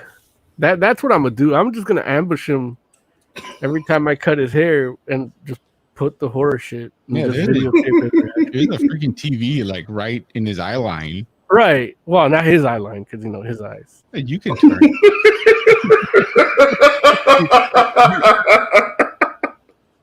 Okay. I mean, I love talking shit about Larry. You can position his head any way you want. Yeah. No, definitely. Well, even like I remember when he did the, you can hit like, subscribe, and the bell, and look through our archives. You can see where he watched the Hereditary preview, and I literally had a boom arm with a ball head with the camera with the mics, and then a bike camera clamp to it with the phone, and he's just holding this selfie stick essentially that I made, and he's watching it, and he's just watching it like that. And I just told him, like, look, you're late for your appointment. Here, watch this while I finish up. Wait, and you were there? Like, he yeah, wasn't alone in the room. He was like, he was in the barber shop when he watched that. Like, he was that's still the back like room. freaking out like that. Yeah. Oh man. Yeah. That's what I'm saying. Like, honestly, locking him in a room and watching it for the reaction video, you're gonna get the same reaction out of Larry. Lock him in a room. We could be in the middle of a party, and right? Just put something on TV, and he'll still freak out like he's alone. Honestly, it's like our best parlor trick. It's like, oh, let's show Larry something scary, and watching his reaction, like, you can entertain the whole group of people. And we want to for here, but he won't. I'm gonna do it in San Diego. Whatever bar we go, we go. Yeah. I'm gonna give him like $20 to put a quick scary video on the TV. You don't need to give him nothing. Just say we need content. Like, we haven't made content. Not Lawrence. Like the whoever is running the bar. Oh yeah. Like trust me. Go to channel whatever this show's on. Look, here's $20. 5 minutes. Yeah. I will say I'm still a little bit ashamed of myself for how funny I think his reaction to watching Larry is. Like, that makes me laugh every time, but I feel so bad about it. Because he's my friend. I don't want him to be scared. But. Right. But realistically, he's scared of things he shouldn't be scared of. It's not like we're not waterboarding him, or we're not making him go through one of the mazes, because I know those mazes can be, just the adrenaline on its own gives you a little bit of Lawrence in the maze. Although, are they on the now? Can they get they have to stay 6 feet away now, right? Yeah, they do that. It's like walking through a scary museum now. Which cool for depending on what maze you're seeing. Go Actually, ahead. that'll still work for him. We can still do that. At least that'll still work. Yeah. Honestly, I will admit I don't do mazes. I don't do anything where I feel like something might actually touch me. Yeah. Like I could watch a movie, but if it's like actors, like I know they do hay rides sometimes, and I'm like, that sounds interesting, but the moment one of their hands crosses that threshold, like, I'm not gonna be cool. Yeah, but they won't do that now. Now. Yes. Like, now it's probably the best time to hayride. Wow, now I really want to go to a maze.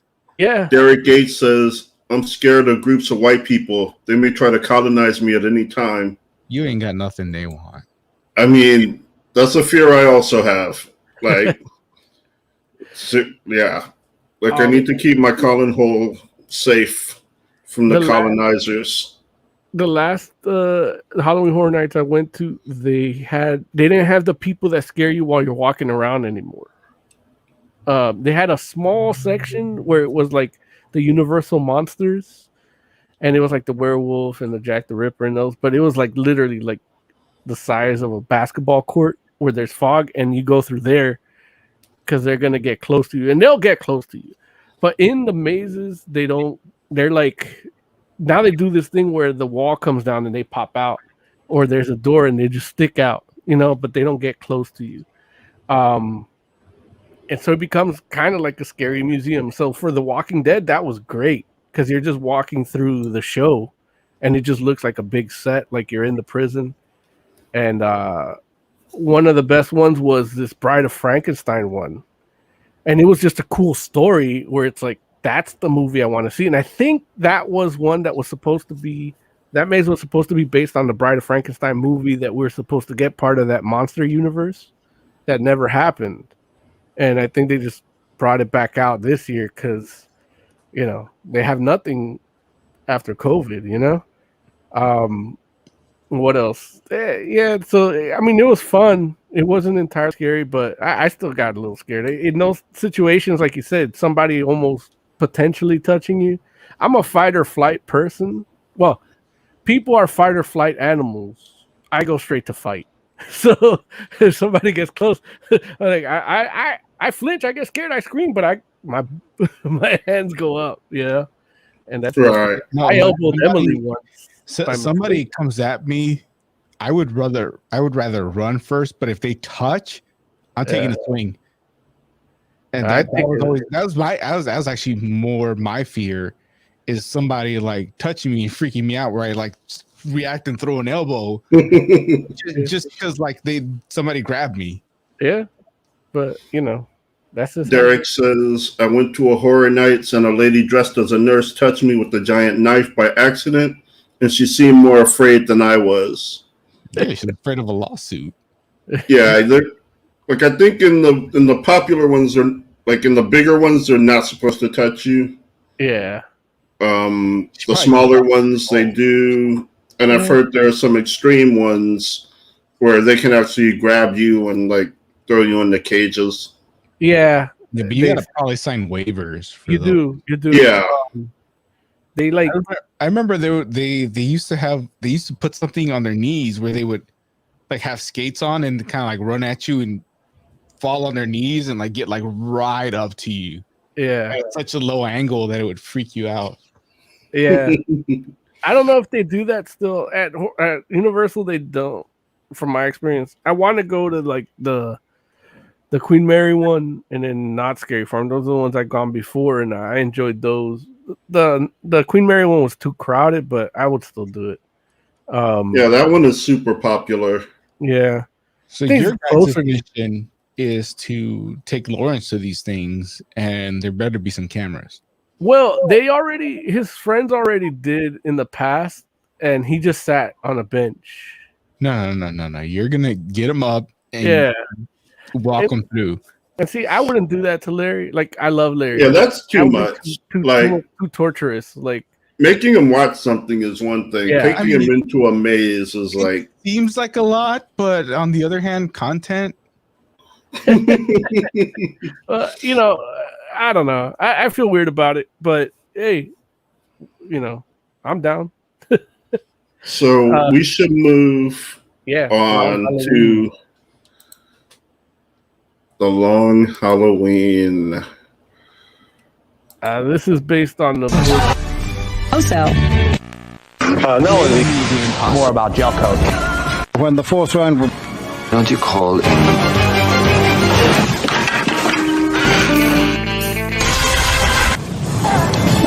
Does it look good already? Jumbo Scampi for limited. So, The Long Halloween is animated movie by DC. I think it's in the same universe as the World War II, Justice Society World War II, and what's the other one before that? I think the one before that was Superman of Tomorrow. Okay, so that's in that next wave of animated universe stuff. Is it really same universe? But no, Long Halloween isn't. No, Long Halloween isn't connected. All right. The press little thing said that, but did it? Yeah. Oh, maybe I'm wrong. Yeah, I don't see any evidence that it's connected, but they say it is. I don't know if it's just for marketing or if it takes place in the past, or I don't know.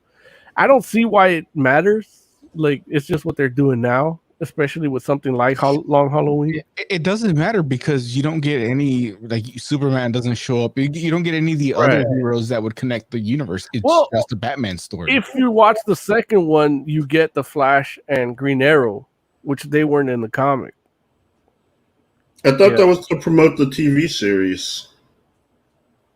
Again, I think if anything, that's probably what ties it into the universe. I don't know. But it's based on the Jeff Loeb and Tim Sale book that came out like at this point, what, like 30 years ago, 25 years ago, and it's just one of those adaptations, and this one feels a lot like the comic book. It does a lot of follows the plot more, and then it adds things, changes things in a way to move the plot along. But that's part of the review. As far as it goes, basically just the creation of Two-Face, Batman like being still fledgling, like Cape Crusader, just starting out. He has been working with Catwoman in a sense, trying to take her down, but she's got her own mission. And he's really just dealing with the crime family, the Falcone crime family, and he's working with Jim Gordon and Harvey Dent, and there's a killer that kills on a holiday, and he's just hunting down a lot of these mob dudes. And and it's just they're trying to solve that murder mystery. What do you guys, Joe, man? Tell me your first impressions on this. First impression, it's an interesting time in the cycle of the Batman. Like, this is before, like, this, like, not year one, but it's definitely early in his career. Like, the original at one point was supposed to be like year 2. Right. Oh, okay. I know they mentioned at some point, like, he never thought he was going to have to be a detective. Right. And so it's kind of easy, like, watching him try to solve this mystery without actually having any mystery solving skills. Mm-hmm. So yeah, like, I thought it was pretty interesting. Like, it's always interesting to have these, like, times where, well, okay, it's not always interesting, but it's sometimes interesting to have these times, like, before they became, like, the awesome badass that they are now. Like, this is how he was starting. Like, year one, he just got the costume. He's making mistakes. He's getting used to it. Year two, he can punch, but he doesn't really know how to, like, he's got the physical part, but he's got to work on the mental. And it's pretty good. Like, I like it. I like watching him, like, work through this. What'd you think of the voice casting? The voice casting was adequate. Like, there wasn't anyone I had a problem with. Honestly, I really like Troy Baker. Like, he's done Joker before, and he's done a good job, but I feel like this is his best rendition of the Joker that we've heard.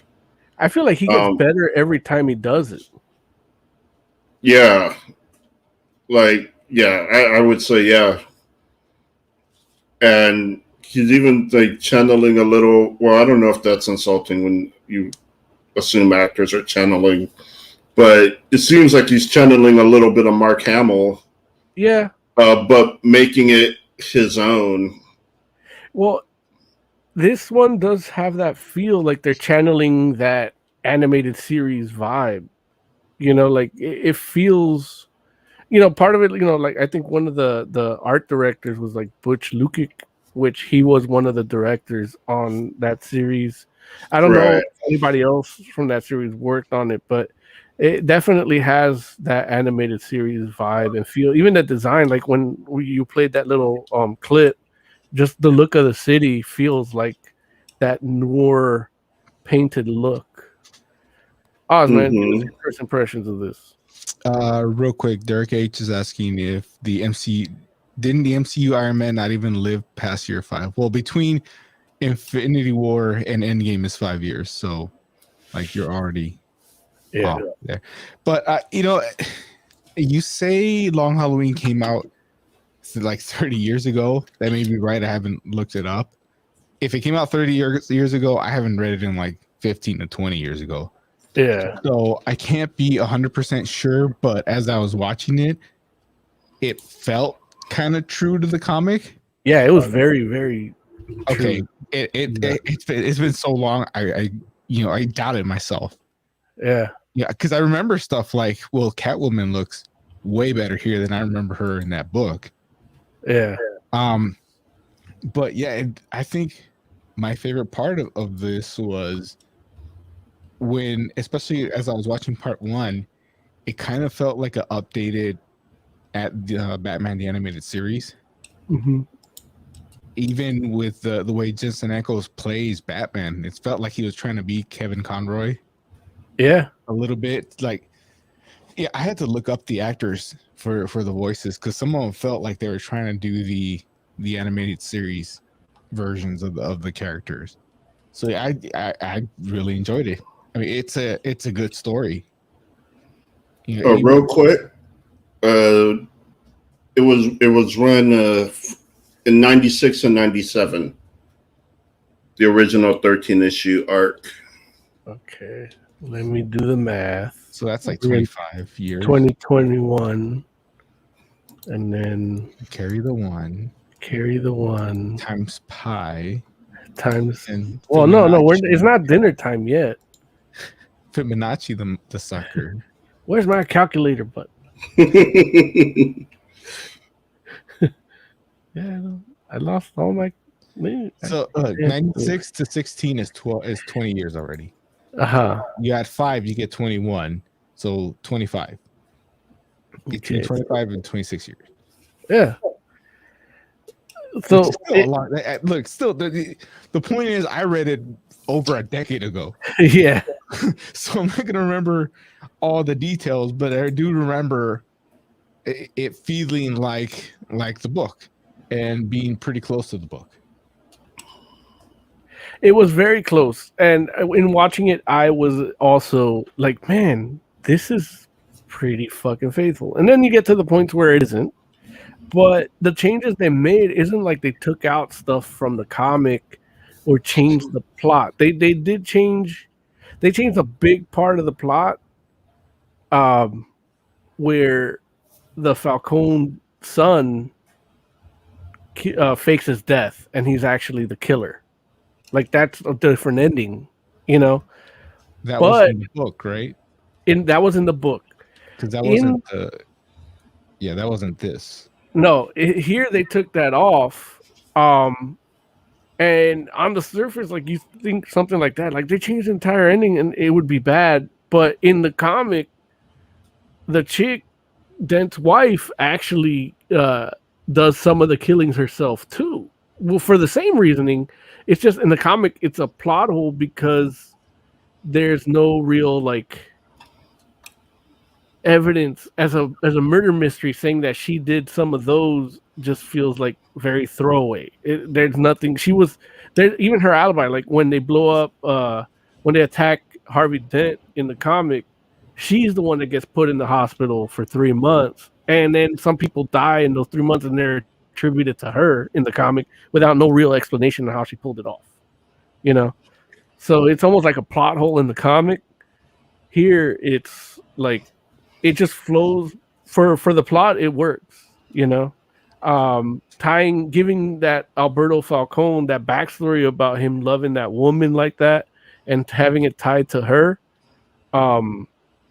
like just fixes all the change because it gives it a reason why make her the killer.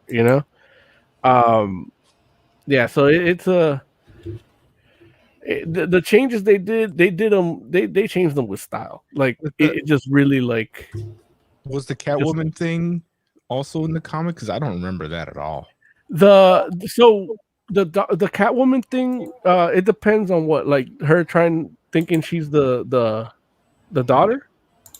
Yeah, well, I mean, they pretty much confirmed that he recognizes her. That happens in Dark Victory. There's a book that Jeff Loeb and Tim Sale did for Catwoman, like this one and Dark Victory, I think it's called When in Rome, and she's fucking with the family a lot. Like, it shows a lot of the beef that the family has with Catwoman in here and in Dark Victory. And it kind of mixed elements of those into this and gave Catwoman a more expanded role, almost like a partner to Batman, you know? Her ending up with Batman, like starting a relationship, that wasn't in the comic, you know? Her helping him at Crime Alley wasn't in the comic. But it just fits for this movie. Like, it's I don't feel they did the comic a disservice. Like, there's a lot of, like, you know, we talk about Hush, or what is it, the Dark Knight. Yeah, there's a lot of these that actually do a disservice to the comic when they change things, you know. This one actually kind of just used that and kind of tweaked it to give you a better, more full, more concise story, and not just throwing characters in here, you know. Like, even the whole distraction with the dudes from Arkham, like, that was expanded. You know, it worked. It was similar in the comics, but it wasn't that big. It wasn't there, but it expanded. It added to this story, to that, like, build up towards the end. You know. But aside, like, and that's one of the weird things where it's like, usually I hate when they change it, and it's like, here, it just, everything felt right. The art style, I mean, I wish the comic had way better art, but it's hard to copy the art style from a comic to an animated feature. Very few adaptations have done it, but they do keep that little bottom eyeliner on the characters. That's one of the things Tim Sale really does. Like, everybody looks like they haven't slept in days in his art, and that's just how he does it. And they managed to keep it here. But like, some of the looks for, like, Sofia Gigante, like, she looked great animated. Like, they really captured her, like, presence because she's so big. And even the scene where she falls, like, that was done a little different in the comic, but it was done really well here. Joe, man, how'd you like the art style? I didn't have a problem with it. Yeah. Like, pardon? Yeah, like, I thought it looked pretty good. I didn't have any issues with it.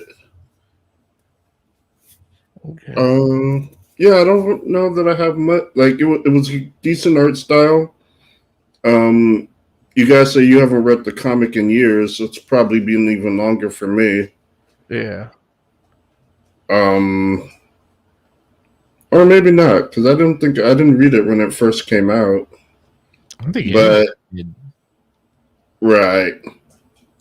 But yeah, like, I pretty much went into this blind. Like,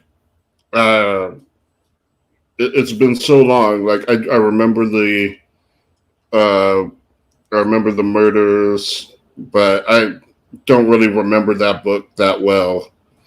The one thing I can say I loved was the postcard-esque still shots when they show which holiday it is, and, like, they'll have, like, part of the murder weapon, and, like, part of the body in frame. Mm-hmm. Those were awesome. Like, I loved all of those. Yeah, that's kind of how the comic separated them too.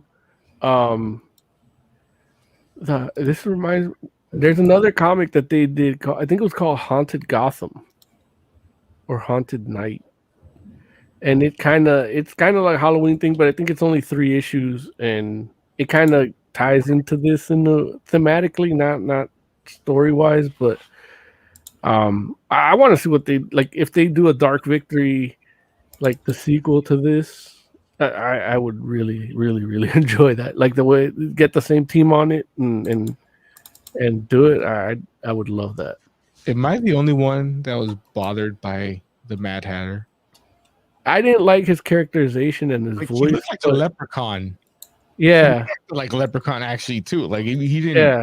He didn't see Mad Hatter. If he didn't have the hat with the 10-6, yeah. it needs the card because just that the way the hat, like, oh, that's a leprechaun. That's Yeah. not Mad Hatter. It's just not. I mean, at this point, for me, it's like I'm just happy it came out the way it did. I can't be too like And again, nitpicky about the Mad Hatter. He wasn't that huge of a part. I'm a technical guy, and Yeah. a baby bottle nipple is not an effective silencer. For a 22? Yeah, still. I mean, that's still an explosion. It's just not. It's not. But whatever. We're gonna have to do the test. They look. They wanted to have something iconic. There's probably better words for it, but all I can think of right now is iconic to kind of represent, so that we know that it's the same guy doing each murder, and it works. It's just not an effective silencer. Derek in chat says, "What? Moses gives the transition from comic to animation a pass, but he's the first to complain when a live-action costume even changes a color shade." Yeah, and Derek, you haven't been listening. You haven't been watching because it's not. This is like the third one I do. Yeah, it's just it's just this is just done well, and if it's done well, I'm not. It's when they really just change something of the character that just gets watered down. I don't feel this is watered down at all. I think this is almost edited. Like somebody edited The Long Halloween and gave you something that's the same thing with just a different execution of it, And ultimately, it's not even. It didn't feel like a regular superhero thing. It felt kind of like an interesting story about a possible mob war. Yeah, about to happen, and different people trying to prevent it. Yeah. Like it's not just superheroes punching each other, even though you do get that. Joker shows up and he's like, somebody's taking my spotlight, so I got just randomly, which I mean, he's a Joker, so he's allowed to just do random things. Yeah. And so you still get your superhero stuff, but ultimately it's a story about family. Yeah. Not a quarter mile at a time. It's a story about family, and I got kind of the impression that they were going for a little bit of a Godfather thing. Oh yeah, with the Falcones and the Maronis. Yeah, and with Batman in it. Yeah, trying to keep the peace. That's one of the things, like especially back before comics and adaptations and the MCU, and people are like, oh, I want to get into comics and I don't know what to read, and I would be like, well, what's your favorite movie? Like, if you tell me your favorite movie, I can find a comic for you. And when somebody would say something like, oh, I like The Sopranos, I like Godfather, I like The Untouchables, and I'm like, you know what, read Long Halloween and Dark Victory. Like, that's the comic for you, because it does have that feel. Like, even the art style is like, in the comic that Joe just put up, like, it looks like the cinematographer did storyboards for The Godfather. Like, it stylistically, it's like The Godfather. Story wise, it'll give you something like that, like a Miller's Crossing, even a Goodfellas to a certain degree. When you look at like Dark Victory and the themes of family there, it's more prominent, and the different narratives, it does ring more of like your Goodfellas or your Sopranos type, but it does have that feel. Like, that's not a surprising statement from you, Oz. and it's one of the comics I really love. Like I remember like when Long Halloween came out, like I remember specifically not doing homework to read it. You know? Like I remember like just throwing my textbook aside. I'm like, I'm just gonna read this. Yeah. And then I got it in trade paperback when I got it. So interestingly, when the Batman movie started shooting, that the guy playing Gordon, kept holding up Long Halloween comics like that's what that story is going to be based on. Right.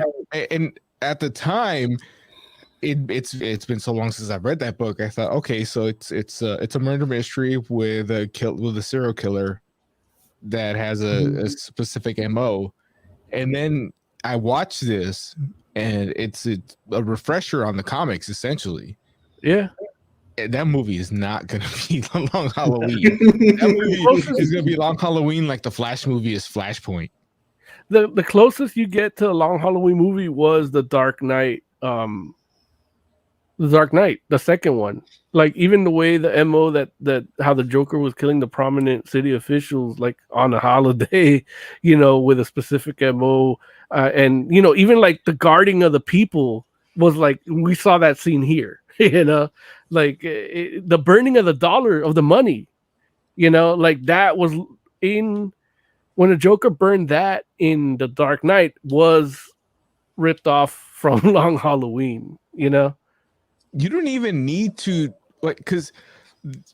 and I don't know if we mentioned it, but Long Halloween is two movies. It's a two-parter, right. And it takes place over a year. Like the first episode starts on Halloween, and the first part starts in on Halloween. And then it goes through all the holidays, and the final scenes take place in a Halloween exactly a year later. But you don't even need that. Really, like if you want to do a movie and call it the Long Halloween, because when they say why it's called the Long Halloween, it just feels a little weird. Like they just threw that in there because you got to say the title of the movie at some point. Like all you have to do is like you set up that there's a serial killer that's been killing people on holidays. And now it's Halloween, and you just do the whole movie on that one day.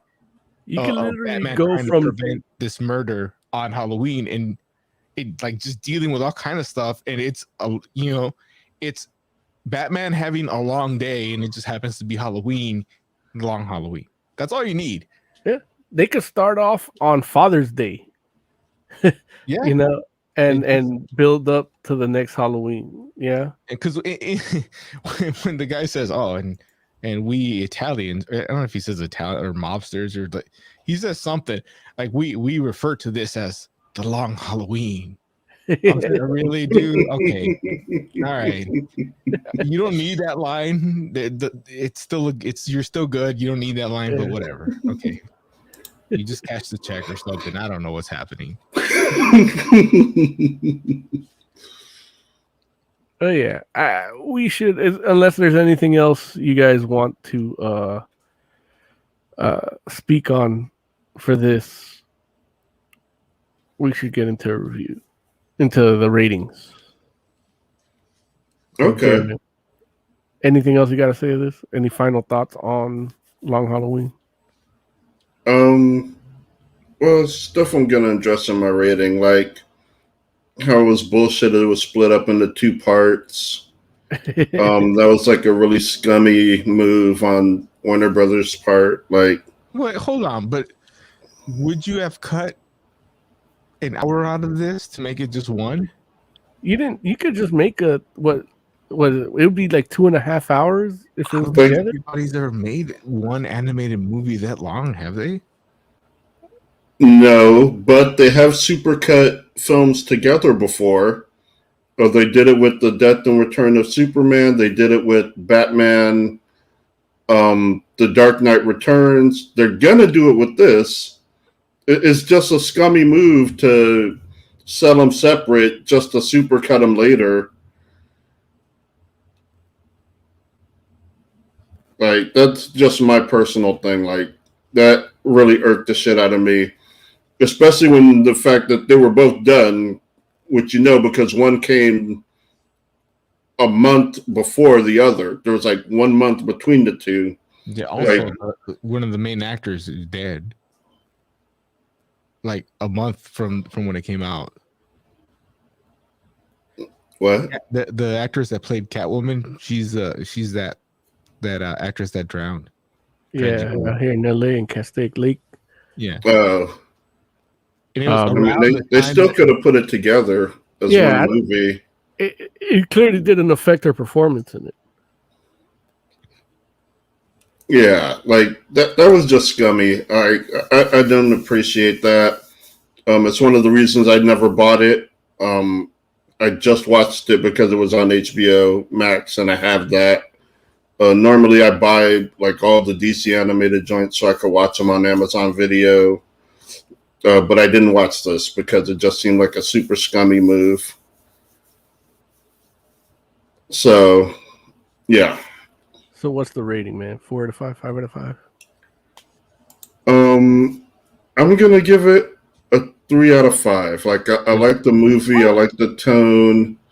It's just super scummy of them to release it in 2 different parts. Like that's something I'm not gonna get over. If they had released it in one part, what would your rating be? If they had released it in one part, man, it was really good.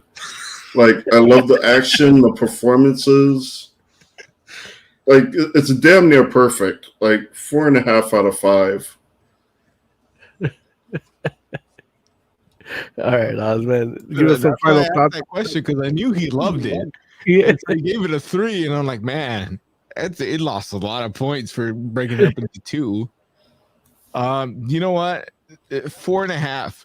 I was gonna do 5, but it bugs me too that they broke it up into 2 pieces. I guess solidarity. 4.5. It's good. I enjoyed it. It made me want to go read the book again. You know. As for me, I really enjoyed it. I enjoyed it a lot more than I thought I would. I usually watch these with a little bit of trepidation, and Larry's not here to correct me if I use that wrong. But I kind of I watch these under protest because I know they're not going to be like what I like, and this one was as close as you can get, man. And that for me, that's a high mark, man. That's a 4.5 out of 5. It would have gotten a 5 if it hadn't been split up into 2. But yeah, I'm part of that too. I don't want to be. But yeah, man, go watch it. Let us know what you think in the comments on Twitter, on Instagram. If you like it, don't like it, let us know. We want to hear what you think. In the meantime, we're gonna hit that wrap up music and we're gonna get out because we're past that tight 2. And yeah. Joe, man, why don't you give us some final thoughts?